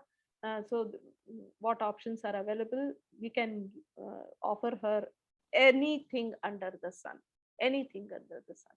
Okay, and encourage dual method of contraception. So encourage continued use of condoms. So this is the famous MEC criteria, which directs everything, including PPIUCD. And actually, there are some governments who would believe that LNG-IUS can be utilized as a PPIUCD also. When she comes to the hospital, if she has come only for the delivery, she has not come for antenatal care, infrequent postpartum care will result, and PPIUCD is an opportunity well utilized. Well, I always call it as 26 million opportunities for PPIUCD insertion, because there are 26 million births in this country in any year, to say the minimum. Maybe it has reduced a bit now. So this is a GOI strategy, PPIUCD, and now there is an emerging concept that LNG-IUS is also a suitable option for PPIUCD. Since there is not enough evidence, we should not talk more than this. But the sub-condition of postpartum, less than 10 minutes, more than 10 minutes within 48 hours, more than 4 weeks, and in peripheral sepsis. In the sepsis situation, both IUD and copper IUD and LNG-IUS are category 4. After 4 weeks, both are category 1. In postpartum, after 10 minutes, both are category 2. Within 10 minutes, LNG-IUS is category 2 and copper IUD is category 1. So this is the final take on whether LNG-IUS can be used as a PPIUCD. It can, but it needs to be approved by the government for this use. So far, it has not been approved for this. Other countries, it has been approved. Post-abortal. I will only read the bottom line. Offering LARC after first trimester leads to a greater reduction of repeat abortion. What more do we want in a woman who has come for abortion to make sure that she does not come for a repeat? And LARC can ensure that. That is what evidence says. There's no increased risk of expulsion or adverse events with immediate compared to delayed LARC insertion. So post delivery uteri, post abortal uteri, all of these uteri will accept IUCDs if done with the correct technique. So let us not worry. What about obesity, diabetes, cardiovascular risk factors? Is LNG-IUS safe? It is safe in all these conditions. You can see obesity, category 1, IUS, okay. DVT and recommended therapy. Combined hormonal contraception is contraindicated in women with DVT. But neither the copper IUD or the LNG-IUS is contraindicated in this situation. So it can be used. Okay. I've already spoken about obesity. This is another case. I'm heading towards the end of my talk. 42-year-old, para 3, needs contraception and type 2 diabetic. And she can be fitted with this. Can you see here that IUS is 1? With gestational diabetes, non-vascular, it is 2. In women with organ damage like nephropathy, retinopathy, neuropathy, we would hesitate to use anything other than copper IUCD, but it is heartening to see that LNG-IUS can be used in such women, and other vascular diseases also, it can be used with category 2. Okay, I think in a hypertensive also, where COCs cannot be given, IUS has got a category 1. So it is even better than diabetes, even better than diabetes. Currently grossly underused as a contraceptive. Most of us use it more for HMB rather than for contraceptive. So please dispel the myths and misconceptions, and they should choose this. These are the barriers and myth analysis amongst physicians. 633 OB-GYNs, 135 family planning clinicians, and 335 GPs. These are the responders for this survey. published in European Journal, Obs and Gynae Reproductive Biology 2014, and you can see that there are so many misplaced concerns which are absolutely have no grounds. Okay, so I think reading this slide will take a lot of time. So suffice it to say that these barriers and myths have to be dispelled. Okay, so they should be given information, as all chairpersons have emphasized today, that there has to be awareness building, and also that instead of sterilization in very young women when they have completed family, one can look at LARC methods, because such young women do regret the decision later, the younger they are. This is for its utility in menopausal women, and I don't think I should be speaking about it right now. To take home, it is effective contraception, cost effective, reversible, useful in HMB, improves quality of life, and the bleeding spotting problems which happen decrease significantly after 3 months of insertion of LNG-IUS. So maximum 4 to 6 months we have to counsel them. After that they accept, because the side effects decrease remarkably. Highest satisfaction rate. With that, I must thank you and end my talk. Thank you very much. Thank you. Thanks a lot.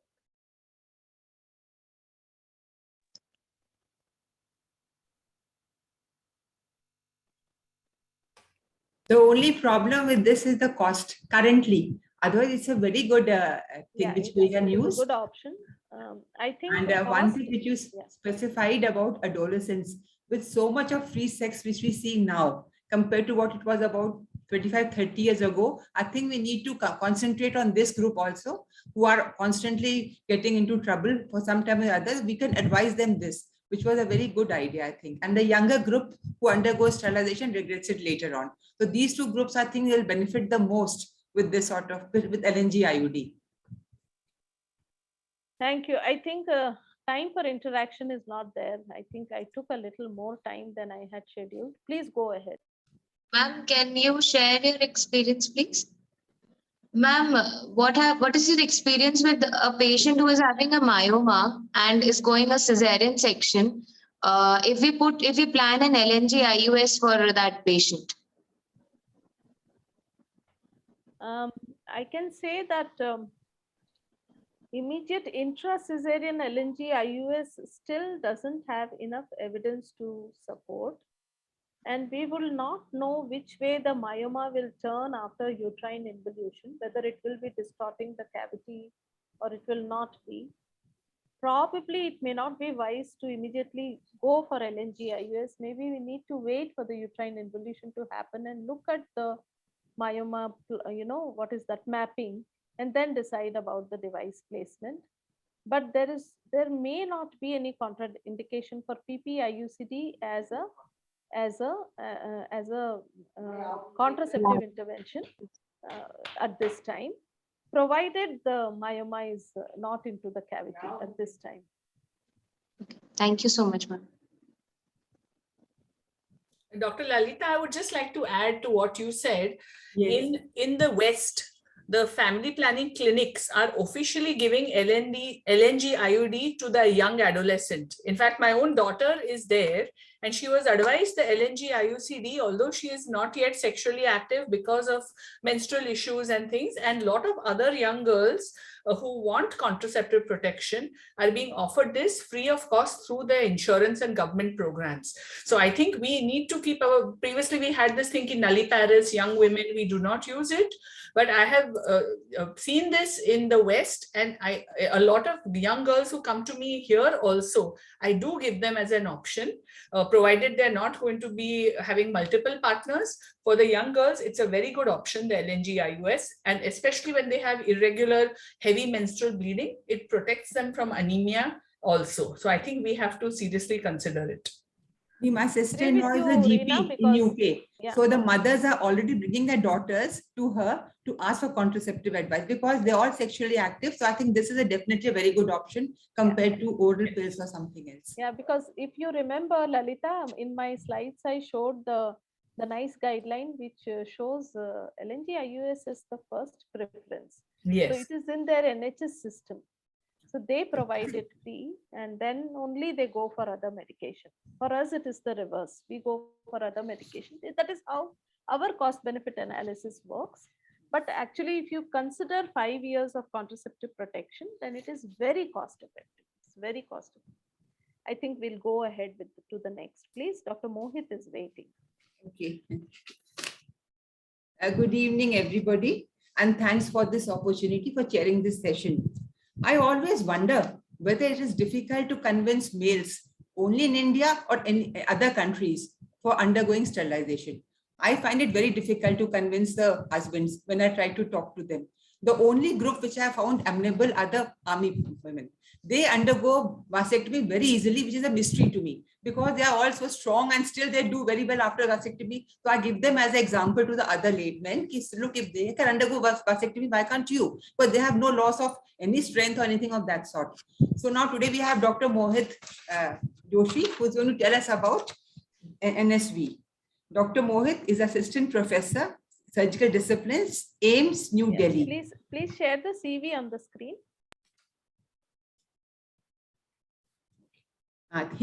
Dr. Mohit Joshi is Additional Professor, Surgical Disciplines, AIIMS, New Delhi. He is a state trainer of NSV, member, State Quality Assurance Committee, Director, ATLS program. He has 77 publications to his credit. He's a reviewer for many national, international medical journals. He's a member ethics committee. His area of interest are medical education and research, trauma management, thoracic surgery, and male infertility. Dr. Joshi, the stage is yours. Please enlighten us about NSV now. Thank you so much, ma'am. Definitely in this session, probably I'll be able to answer some of the problems which you identified, like some of the misconceptions regarding NSV. So let me share my screen with you. So is it visible? Yes, it is. Okay. So in next kind of 15-20 minutes or so, we'll just discuss about the male participation in sterilization activities.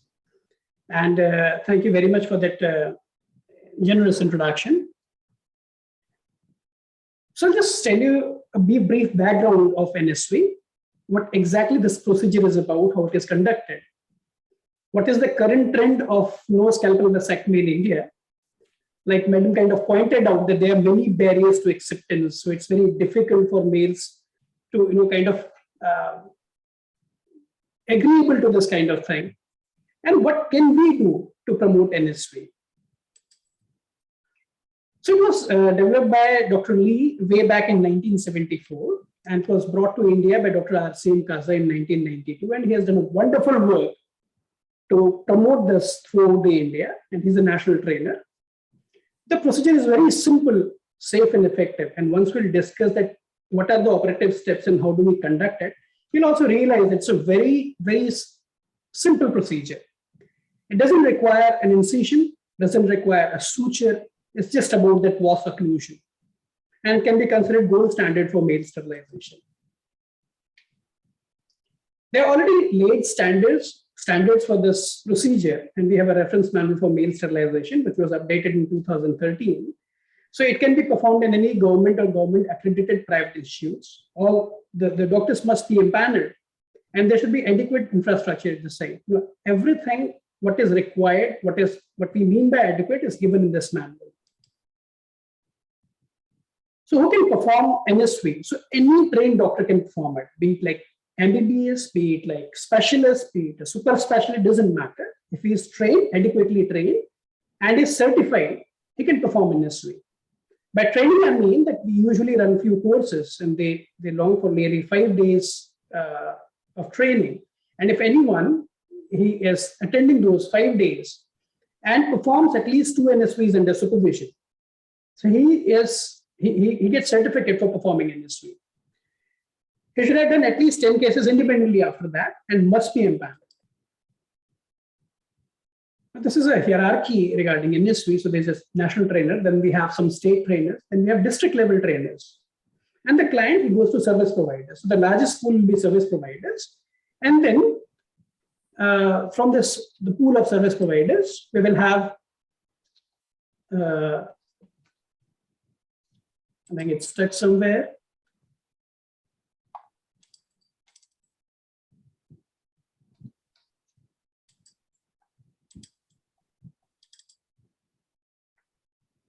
Okay, so the client, he goes to service providers. So the largest pool will be service providers, and out of which some will be district trainers, state trainers, and national trainers.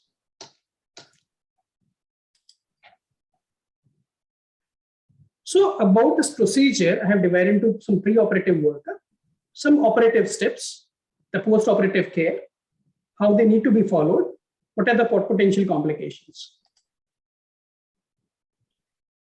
So in pre-operative work, we require case selection. The client should be married, he should be mentally sound, less than 60 years of age, and should have at least one child, which is more than 1 year old. One should counsel, and one must take consent for this procedure, and they are always encouraged to ask questions and clarify their doubts. So we have this kind of consent form. Again, it is given in that manual which I showed you. So everything is there. And when we have this consent form, it's a detailed one. And we have everything, like, he should be more than 60 years, mentally sound, more than one child, at least a child, more than 1 year, should be there.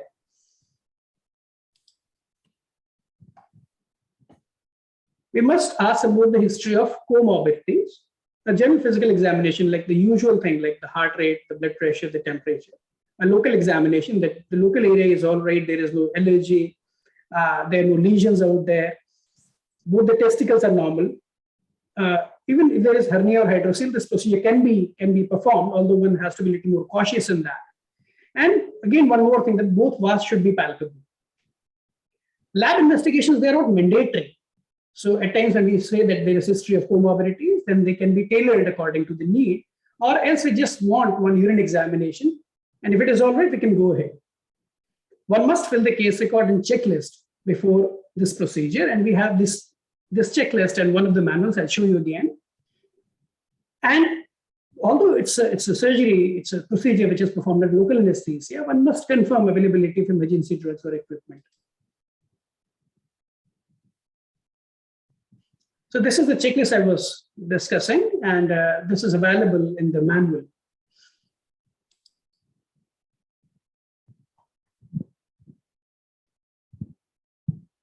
While performing the procedure, shaving a night before is not required. So at best, one can shave just on the table, or even trimming will suffice. A normal painting is done with whatever antiseptic solution we are having. Pre-medication is generally not required. So in a very anxious patient, we do give alprazolam. It's a couple of hours before the procedure, but otherwise it is not required in large majority of patients. To allay the anxiety, we keep talking to the patient while we perform the procedure.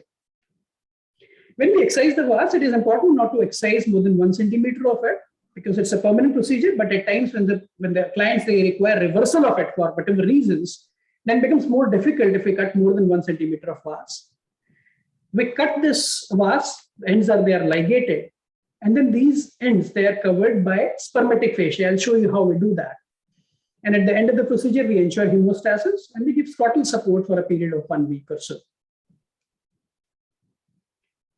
We require very basic, simple instruments for the procedure. So these couple of instruments, one is called a ring clamp and the other dissecting forceps. They suffice for the procedure.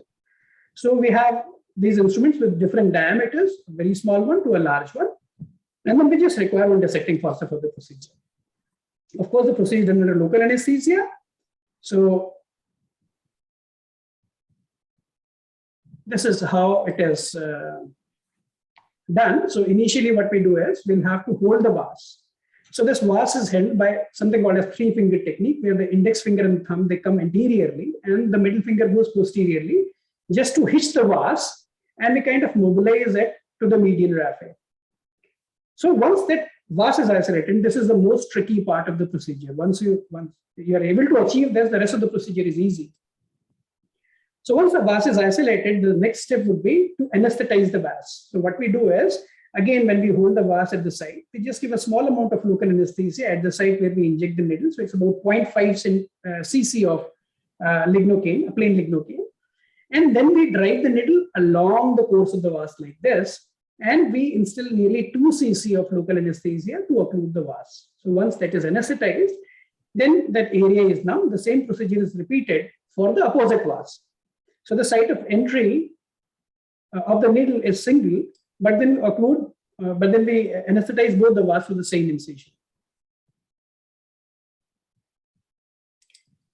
Now, fixing the vas, as I told you, is the most tricky thing. So we hold it by 3-finger technique, where the index finger and thumb, they come anteriorly, and we push the vas posteriorly. And at the site where we have kind of injected the local anesthesia, we try to hold the vas. Now, vas has a different consistency from all the cord structures. So once we palpate the cord structures, the vas can be palpated differently because it has got a different consistency. So once we identify the vas by palpation, we take this ring clamp, hold it vertically downwards, and try to occlude this with the skin. So now you see that we haven't made any incision yet.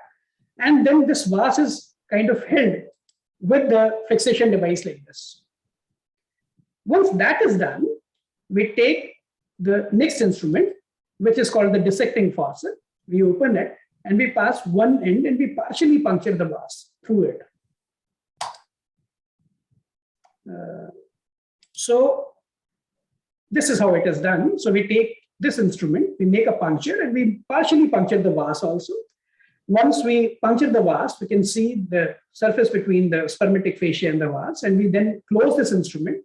We go inside, and again, keeping it parallel to the vas, we open the jaws to dissect the area and see, although there is no incision, but definitely a puncture is involved. And the same puncture, by rotating the instrument, we take the vas out. Once the vas is out, we have to separate the mesentery of the vas, and we just push it down with the help of this instrument, and we isolate a segment of vas. Now that isolated segment of vas is then ligated, and nearly 1 centimeter of the segment is cut. Now there shouldn't be more than 1 centimeter, and both these ends, they are ligated. Now there are many methods of doing it. Some people, they will just leave it here, but a good method would be something called as fascial interposition. So what is done in that situation is that one of the end, it goes inside the spermatic fascia, and we ligate a suture above it. There's some problem with these slides. I think they are not progressing well. So what we do is that one of the end, it remains inside the spermatic fascia, and then we apply a suture over it. So one end will remain, one of the ligate and cut ends will remain outside, and the other ligate and cut end will remain inside. Like this. So once we have ligated both the ends, we release these ends inside. So these ends, they will slip back into the spermatic fascia. We gently take out one of the end and then ligate it so that one end remains inside the fascia, the other remains outside. So this decreases the chances of microcanalization, and then the success of the procedure is further enhanced. Now there's some advancement in this. So instead of needle, we can use jet injector, so that needle is avoided. So this is called as no needle, no scalpel vasectomy. So even for anesthetizing, we don't require a needle. A jet injector can be used, and then the drug is kind of deposited in the subcutaneous tissue. It is beneficial further because, see, once we inject 0.5 cc of this solution there, it raises a skin bead. And definitely with that kind of thickening in that area, it becomes difficult for us to ligate or to hold the vas. But once this can be kind of pushed in the subcutaneous tissue, that wheel is not there. The other thing can be, we can use a cautery. So instead of cutting and ligating it, we can just make a small puncture here, and these ends, they are thermally, they are kind of destroyed.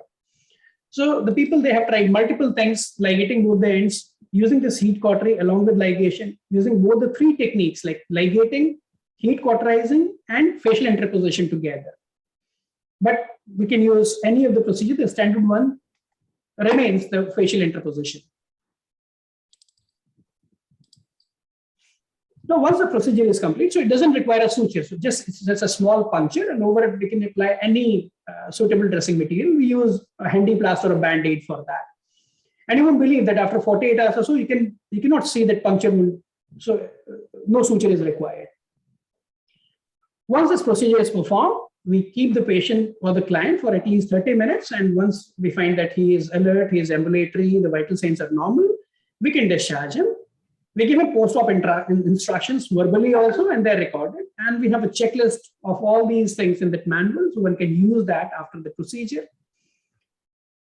We usually give analgesia for a couple of days after this procedure. He can have any meals. We just ask him to avoid any heavy strenuous activity for a period of 2 days or so. The area is kept dry for 48 hours, and then after that, one can wash that area. One can go ahead with sexual activity as and when he feels comfortable. And the thing which is important is the use of any alternative method of contraception, because like another methods like, PPIUCD, this is not a method which will be effective from that point onwards. So you require at least 3 months for the client to become azoospermic. So we ask them multiple times to use contraceptive methods for the period of 3 months. We usually don't call them after 48 hours, but then in any case they have any problem, they can come. Otherwise, we ask them to come after 3 months, and we ask for a semen analysis, and if that shows that there is azoospermia, then the process is success and they need not come again. But in the post-operative period, if they find that there is pain, there is tenderness, there is fever, they can come at any time. There can be a lot of complications, although this is a surgical procedure which is under local anesthesia, but it's surgery after all. So patient can have a vasovagal attack, can have a reaction to local anesthesia, although I haven't witnessed any one of them. There can be swelling and pain. Now these remains common. So a small hematoma may form at that site, the patient may have some pain. Usually infection or orchitis, they are not the common sequel of it. In a delayed fashion, when they have a sperm granuloma, again, it's absolutely benevolent. Nothing is required for that. And one of the greatest complications remains the failure of vasectomy, although it is very less. Now, once we identify complications in the post-operative period, be it early, be it late, then we must inform the District Quality Assurance Committee. So whatever complications are there, we have to address. And all cases of failure, definitely, they will require reporting. We can prevent the infection by having a good surgical hand wash, by maintaining asepsis in the OT. The floor should be decontaminated, although this is performed in camps also, but then there's no shortcut, so decontamination is required. The OT entry should be restricted to the people who are they are involved in the procedure only. So with decontamination, adequate cleaning, autoclaving of instruments, the infection, it can be prevented. Now, the second component is how to promote this procedure. And as Dr. Lalita said, that it becomes very difficult for males to convince them for this procedure. And she's very right in saying that. So there are multiple barriers. We'll discuss them shortly. And this is just an overall kind of thing. So if we talk about sterilization activities, so female sterilization is nearly 37.3%. And NSV acceptance, you see, that's less than 1%. So this speaks of the problems with the male participant for these activities. There was a very interesting study which was done by P.K. Garg and B.K. Jain, that they said that almost 68% of males even say that they can go for contraception, they can go for male sterilization, but only less than half will opt for it. But why this is so? So there are certain perceived barriers. And these barriers, they can be socio-cultural, they may be related to the procedure itself. There may be religious barrier also. Just excuse me for these erratic things on the slide.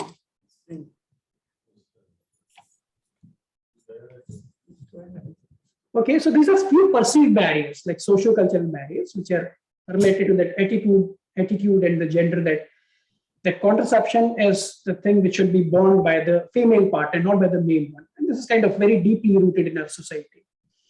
And there is a general kind of embarrassment, because many times the people, they ascribe this to impotence. So NSV means impotence. So things are like that. So with that kind of embarrassment, they don't come up. There are health-related things, there are sexual barriers, there are religious barriers. And then they will say that, okay, this is a surgery to which they don't commit to. And then definitely what we can do is we may improve our services. So there are service related barriers as well. So there are many clients which are kind of well-to-do, but they will hesitate to go in a government facility. So they don't want to stand in queue. They don't want to stand in crowd. So they don't opt for these services. I found this very interesting, and I've personally seen this. So this was a logo behind a truck, Guri Najar Wali Naspandi Karale. So like if we have these kind of slogans in our society, then definitely the males, they won't come up. And this speaks of the kind of deep myths which are there in our society. So how to go about it? So the answer would be that, okay, we need to increase the awareness by whatever means we can. So there are misconceptions, and again, it's just by information, that awareness, that we can allay these anxieties. So the people or the clients, they have misconceptions, and they're quite deep rooted in our society that decreases the libido. It is synonymous with impotence. It will cause physical weakness. The person after this vasectomy, he cannot perform heavy work. So these things are there, which are absolutely, they don't hold any truth, but then they are there in the society. And then we as physicians, we as surgeons, we have to find ways to allay these things. What I feel is that if we can increase our training activities and can motivate more doctors to take up these procedures, probably we will have a working force which will help us in educating these people more. There are religious barriers too, and we all know that maybe some of the people, they won't go for religious reason for these activities, but then this is a very good example. You can take a screenshot of this and you can read about this news. I've met this person personally. He is Dr. Ilyas Ali, and he was phenomenal, and he was in the area of Assam, where he went to the people, he went to the religious institute and he told them, okay, this is what the men require. And he was able to convince the people, large majority of those people, they came for NSV. So if he can do it, we also can do it. So although it's a barrier, but then with some effort, we can offset that. So we can remove myths and misconceptions. We can increase the public awareness. Although I know that this is more easier said than done. We can display our information, education, and communication material well. And what I feel is that we have to make our basic health infrastructure more accessible and acceptable to a certain population. So they're willing to pay, they're willing to come, but they don't want to stand in queue. And probably like we can chip in there, we can improve our activities, we can improve our infrastructure, and then we can motivate them to take these things. And a private partnership will be very important here. So the people might go to a private setup because they might hesitate to come in a government setup. There's something about quality control to decrease complications. So we have mentioned few things by which we can decrease complication. And then a little detail of it is there in the manual, which I kind of showed you earlier also. And it's a very small manual. It's freely downloadable from internet also. So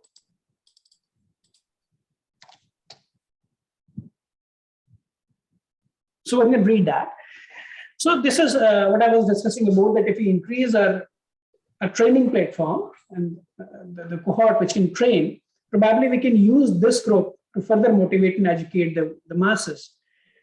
So for basic training, we usually conduct 5 courses, 5 days a training program per year, and we don't take more than 5 participants in each batch. So we teach them theory and at least 2 NSVs under supervision. And once they perform like 10 more NSVs, they are certified for NSV. Over time, because the case load has gone down in the last 2 years, the COVID has really impacted these courses. So they were kind of not done, and we could do some hybrid courses, and there were some refresher courses which could do on a hybrid mode. I was talking about this, so we have this client exit interview. And in fact, like we have the whole manual in which there is all the standards they are given, how we can improve the quality assurance and quality control. So recently, like in the last month, we organized this camp here, and it was, I would say that it was success because we could gather the number of, we could reach double figures. I'll be happy to take any questions. Thank you. Thank you, Dr. Joshi, for this elaborate description. In fact, this is the first time I've seen the procedure. I used to wonder what it meant by scapular surgery. There's one problem with the men, that is impotence. They all think that they have a loss of libido. But the wives are also concerned. At times, the wives also feel that they don't want their husbands to undergo sterilization for the simple fact that they have the misconception that he'll become impotent. And the second fact is that they think that he'll become weak. So he can't do the normal work which he usually used to do. So that may affect the livelihood. There are two factors mainly affect. Absolutely, absolutely. We involve the private sector and we give some incentives and we involve more people in this thing. And that, like you said, this could be a success and explaining to people what the exact situation is like. Right. So, yeah, can you stop sharing, Dr. Mohit? Sure, ma'am. I think I must take this opportunity to thank you because Dr. Jyoti was actually, very doubtful. She said, you must check with him. He's a very busy person. If he agrees, it will be great for your program. And I prayed to God before I called you, actually. Oh, ma'am. Because this is a subject which we don't actually discuss on our platforms. Yes. And I felt that we must bring this in so that people start counseling for it. So when we counsel couples, we should put this also in the basket of choice because it's really so very simple and it is so wonderful for the man to have this procedure in the outpatient without any anesthesia, and the woman does not have to undergo any other surgery. That is something wonderful. Right. So thank you, Mohit, for that. I had only one question. In your experience, when do you kind of find it opportune to counsel men, or do you get only acceptors and counseling does not come into your purview? I just wanted to understand that. How are you managing to counsel and increase the uptake of this? We are talking of the clients who come for industry for counseling? No, Of the general I'm public. talking about how is it that you get to do the NSPs? Do acceptors only come? That means you are getting referrals from gynecologists who are sending for vasectomy, or you are able to initiate, the acceptance. How is it going? Okay, so there are few people who are kind of motivated and they will come to us directly. But then we are getting some of the clients through the ASHA workers. So they're doing the primary, so they go to the masses and they convince the people for NSV. Yeah.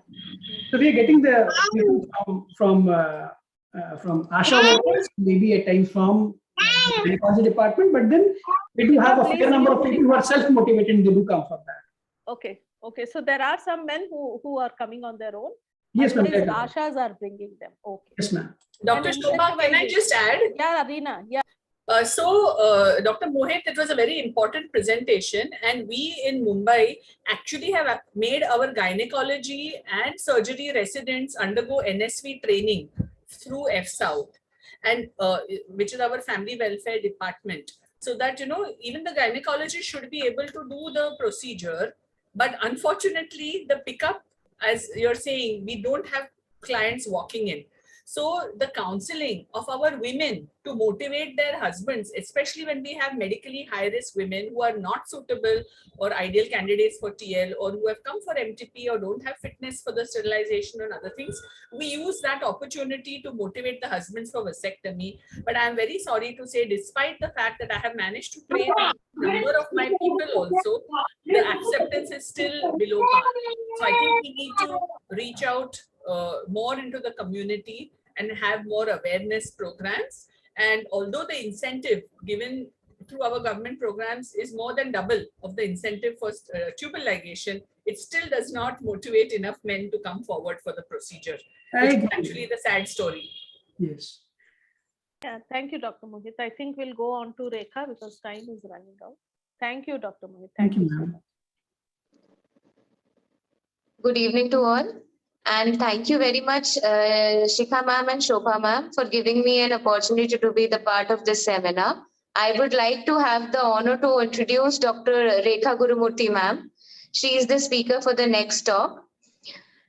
At present, she is Vice Principal, Professor and Head of the Department of Obs and Gynae in Sridevi Institute of Medical Sciences and Research Hospital, Tumkur. Current Chairperson, Family Welfare Committee, KSOGA. Past President, Tumkur OBG Society. Authored several national and international publications. She is trained in advanced course in medical education recognized by the Medical Council of India. She has 20 years of undergraduate and postgraduate teaching experience in medical colleges in Karnataka and Andhra Pradesh with a keen interest in teaching medical students, and she is very flexible to adopt new innovative teaching methodologies for better student understanding of the subject. Ma'am, please welcome, and you have got a very important clinical pearls topic so that we can have some clinical experience from your side. Please, ma'am. Thank you very much for your kind introduction. And I'll be sharing my screen now.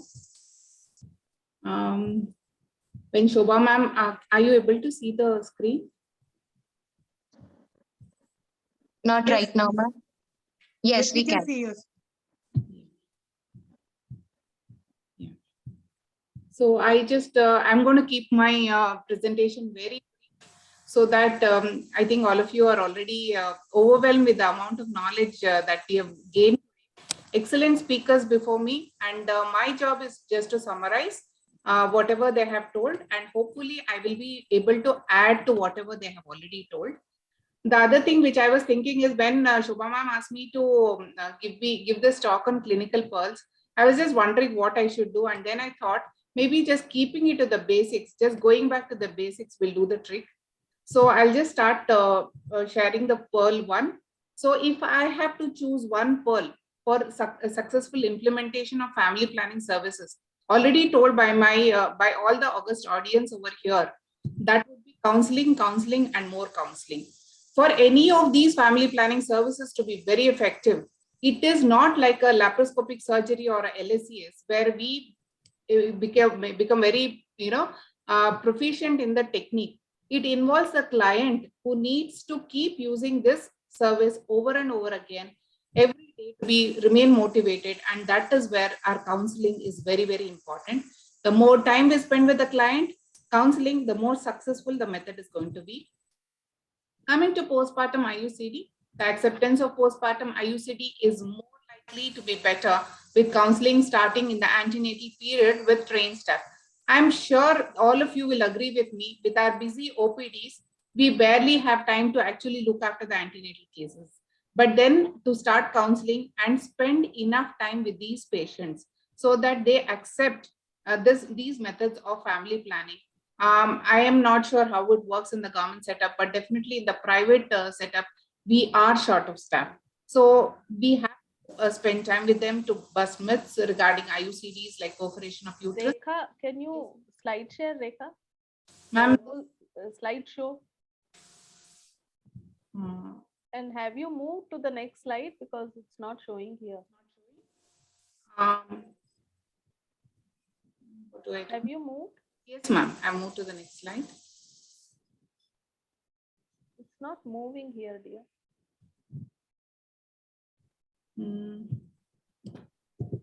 Which Now slide you are on? This postpartum IUCD. Third slide. It is not on. It is still for me, Sangeeta, it is showing. Should we share it for you, Dr. Rekha? Yes, Sangeeta, ma'am. आपको कैसे दिख रहा है? मुझे तो first Ma'am, slide. we can only see the first slide. And it is not on slideshow. Yeah, it's not on the slideshow. Should we share it for you, Dr. Rekha? Yeah, you should do it. Yeah. Vikas? I'll stop sharing. Yeah.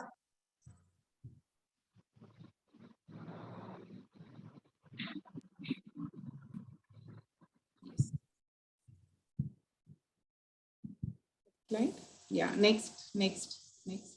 Yeah, I was here, acceptance. So start training, counseling them in the antenatal period. Involvement of the decision makers. We all know that the husband and in-laws, whether we like it or not, they are the decision makers, and high motivation is required for them to counsel the woman and accept this highly reliable birth spacing method. Next slide. So the points of effective counseling for postpartum IUCD, the points which we need to bring about, I thought that is a very important point that I need to include, and that is a lower risk of perforation because of the thickened uterine wall. That is one point we can include in our counseling, and reduce perception of initial side effects, that is bleeding and cramping, because already the woman is experiencing bleeding and cramping because of the normal puerperal changes. She is more, so it gets masked and she doesn't have to suffer extra. Reduced chance of heavy bleeding, especially among those breastfeeding women who are experiencing amenorrhea, and there is no effect on the amount or quality of the breast milk. And also it is a very, very important point as an alternative. This also Dr. has stressed upon, alternative to tubectomy in women with very young children, as this is a reversible long-term contraception. It is fit it, forget it method. So acceptance is better in these women. Next slide. So about insertion of IUCD, following most of the points covered by Dr. Reena, but I thought this one point is very, very, yeah, it is important. It is like following insertion when 380A, when you insert, and if the threads are visible. So most often the IUCD may not be placed fundally, and there can be chances of spontaneous expulsions that because the thread stops short of the external loss in a puerperal uterus. Okay, so though that is a very important clinical point that we may have to concentrate on. In such cases, we may have to just remove and reinsert with the same forceps, reinsert, so that there is a fundal placement. And like Dr. Reena has stressed, we have to make sure that we slide the inserter or the sponge holder along the wall of the uterus, so that we open the forceps, slide it along the wall of the uterus rather than bringing out in the midline. Whereas in IUCD 375, which looks like a multi-load, the threads are longer, and here the threads may be visible at the cervical os, and we don't have to be worried. And this, like she was mentioning, which curls it and does not really interfere and cause any problem. If it does, we can always trim the edges. Next slide. Next slide. So we are very clear about the contraindications in the initial assessment. Like somebody was asking the question about a distorted uterine cavity, like a fibroid, purulent discharge, high risk of STI, benign and malignant trophoblastic diseases, HIV. All these are contraindications. This we have done well in advance. But what we need, the second assessment is the one which is required. Just immediate postpartum, we have to look into chorioamnionitis. Patient might have agreed, but if you are suspecting chorioamnionitis, then it's not a wise idea to go ahead with the PPIUCD. Postpartum endometritis or metritis puerperal sepsis, more than 18 hours of rupture of membranes to delivery of the baby is a very important point that we need to consider when we are inserting a PPIUCD. Unresolved postpartum hemorrhage and extensive genital trauma. These points need to be looked into on the spot, and then we have to take the decision on PPIUCD. Not very common causes, but still we need to keep this in mind. Next slide. Coming to LNG IUCD, IUS, I think most of the points have been covered by Shobha ma'am. Most intriguing and unanticipated non-contraceptive benefits always. And one point I think both Shobha ma'am and me think alike. She was also stressing on choosing LNG IUS as a primary contraceptive method rather than going for heavy menstrual bleeding and then along with that contraception. So documented benefits are there is definitely decreased menstrual blood loss, improved ferritin and hemoglobin levels, as opposed to copper IUD where the ferritin levels did not improve, though it can be used in anemia. Decreased dysmenorrhea, lower incidence of pelvic inflammatory disease because of thickened cervical mucus, improved pain from endometriosis, therapeutic benefits in endometriosis which are there, especially because of the nodules on the rectovaginal septum, symptomatic relief in adenomyosis, decreased bleeding in women with intramural fibroids, excellent treatment for idiopathic menstrual disorders and menorrhagia. This is a problem I keep facing day in and day out. Idiopathic menstrual disorders, there is no apparent reason, but the patient has heavy menstrual bleeding. they respond very well to LNG-IUS. I think all of you should, I think all of you know about it, but I thought it is a pearl that I need to share today. Next slide. So why, again, this balance between LNG-IUS and copper IUD?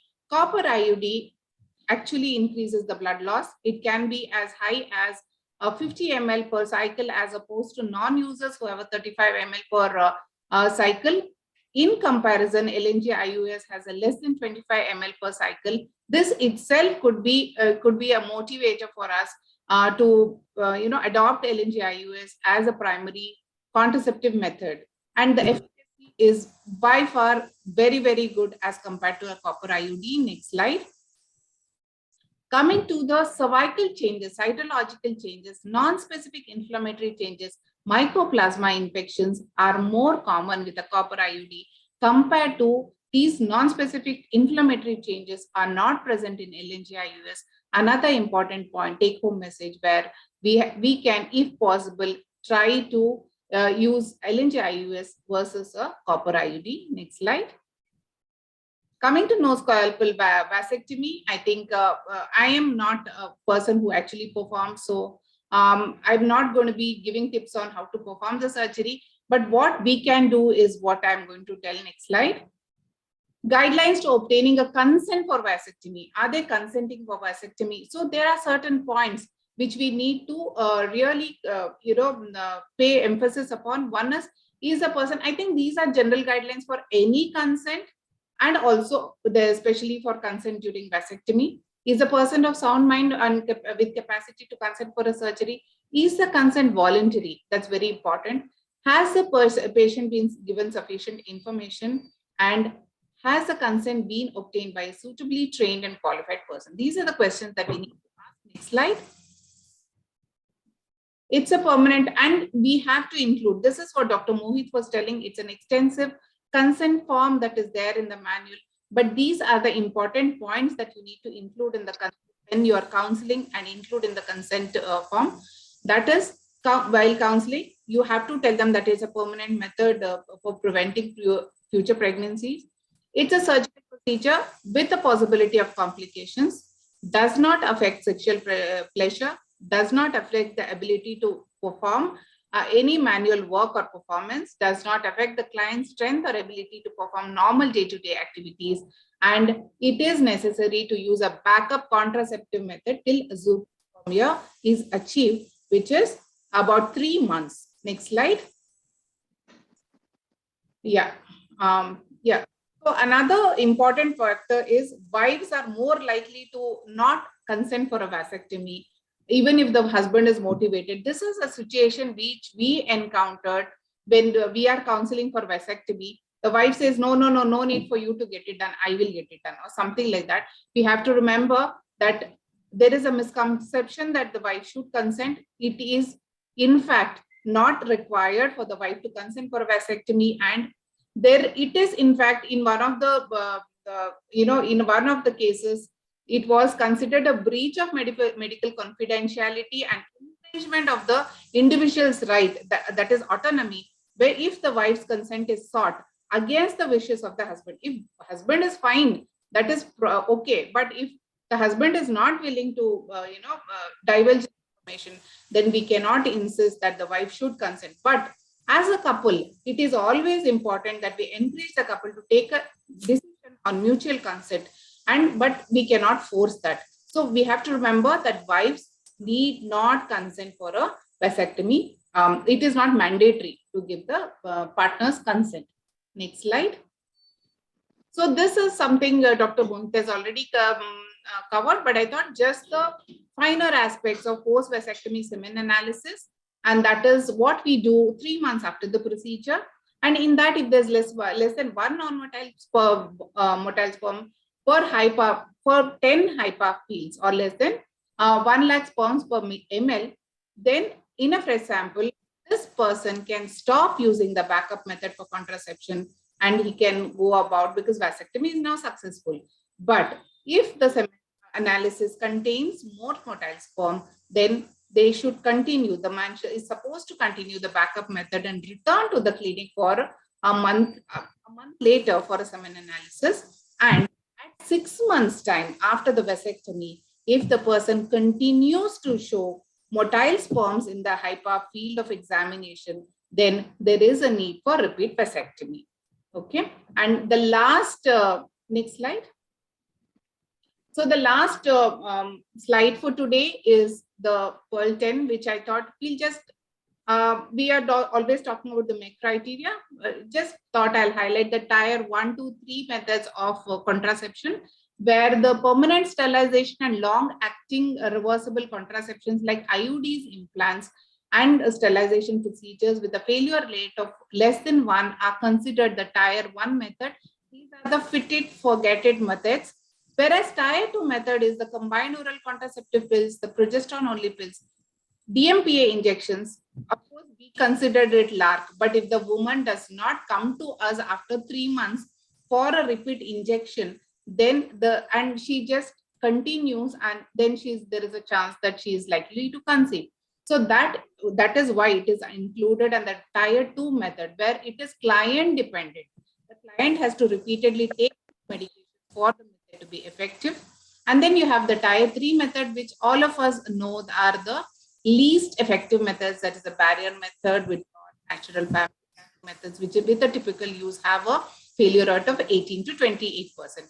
But still, even if it's a tier 3 method, we have to remember that it is still more effective than a sexually active woman using no method of contraception at all, who has an 85% risk of getting pregnant. With this, I'm going to conclude my talk. Thank you very much, UP Society and PSI, for this opportunity to address this august audience today. Thank you very much. Thank you so much, Dr. Rekha, ma'am.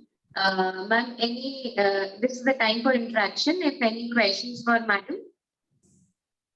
Ma'am, I would like to ask if there is a patient who is presenting with postpartum cardiomyopathy, what will be the choice of contraception? What will you advise to that patient?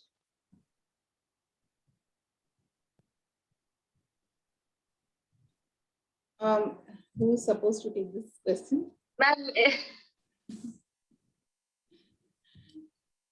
Okay, so we were talking about this, actually this part of cardiovascular, in cardiovascular diseases when I was talking in a previous webinar where we were addressing, that is when this tier 1, 2, 3 methods that we spoke about, that is when this whole thing came up.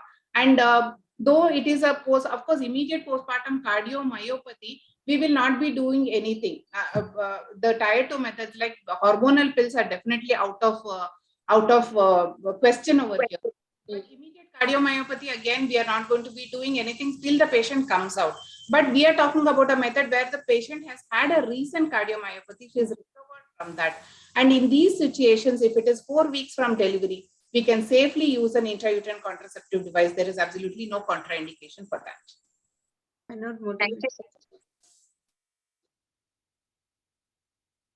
Why not motivate the husband for vasectomy? That's a good option then. Made the message then.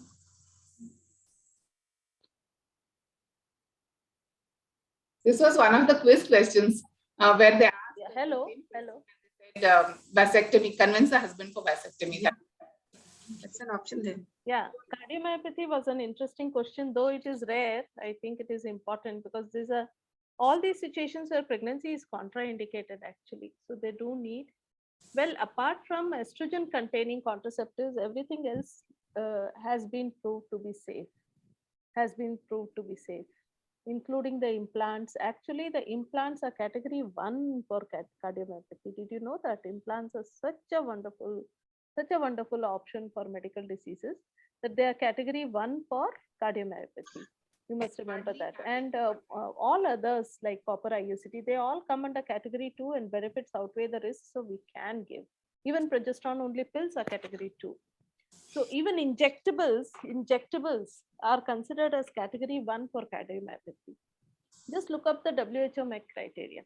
It is actually so encouraging to see that you can safely prescribe contraception so that they do not conceive. Cardiomyopathy usually has grave prognosis so many times.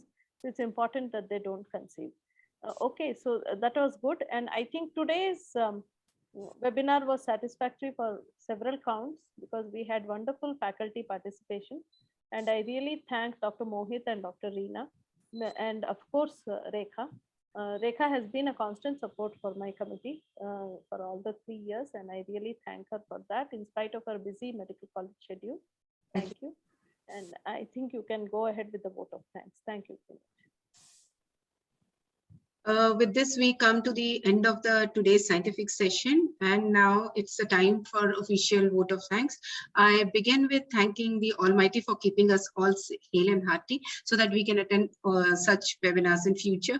I thank our organizing committee of the webinar, Family Welfare Committee, with all the 4 societies, including the Agra, Prayagraj, Ayodhya, Firozabad, and of course, PSI India.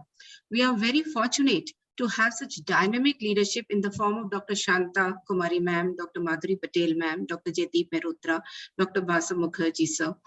I extend my heartfelt thanks to Dr. Shubha Guri ma'am, Chairperson of the Family Welfare Committee, for the inception and execution of this great webinar series. A big thank you to all the speakers, Dr. Reena, Dr. Mohit sir, Dr. Rekha, and Dr. Shobha again for their wonderful deliberations and imparting their knowledge of wisdom. I thank our chairpersons, Dr. Aarti, Dr. Lalita, Dr. Sumita, and Dr. Priyanka, who gave their valuable expert comments and crisply summarized the lectures.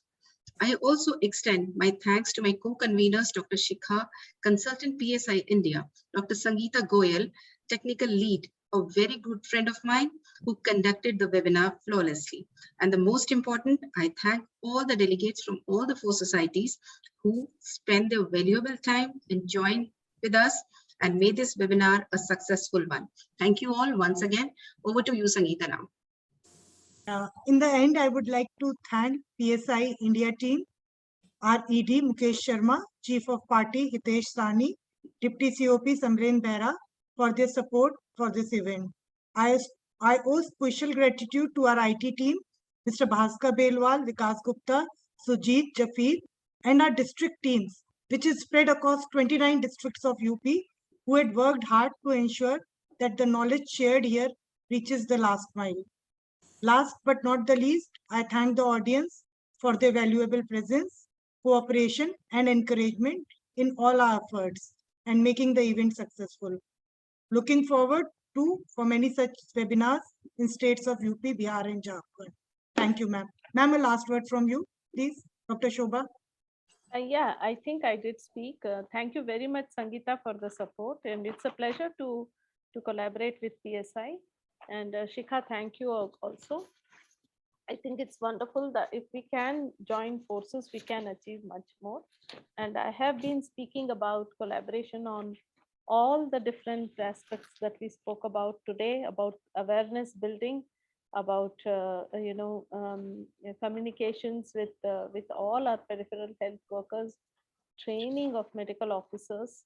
I'm very keen that we must perform more together. Thank you, Sangeeta and Shikha. Thanks a lot. And the Foxy societies today have really come forward to give a very interactive session. So a big thanks to Lalita ji, Ritu, Priyanka, and Sumita. And it was really fun being with all of you. And of course to Aarti Gupta, really nice of all the societies to come in with your members. And we hope for more and more participation from UP societies, because remember that UP is a state where a lot more needs to be done. Of course, you have shown so much better statistics than the last NFHS, but still more needs to be done. I think we all know that. And it is whatever good has happened, of course, is your contribution. All of you have worked towards it, so it has happened. But still more has to happen. Yeah, thank you so much. Thank you. Thank you, ma'am.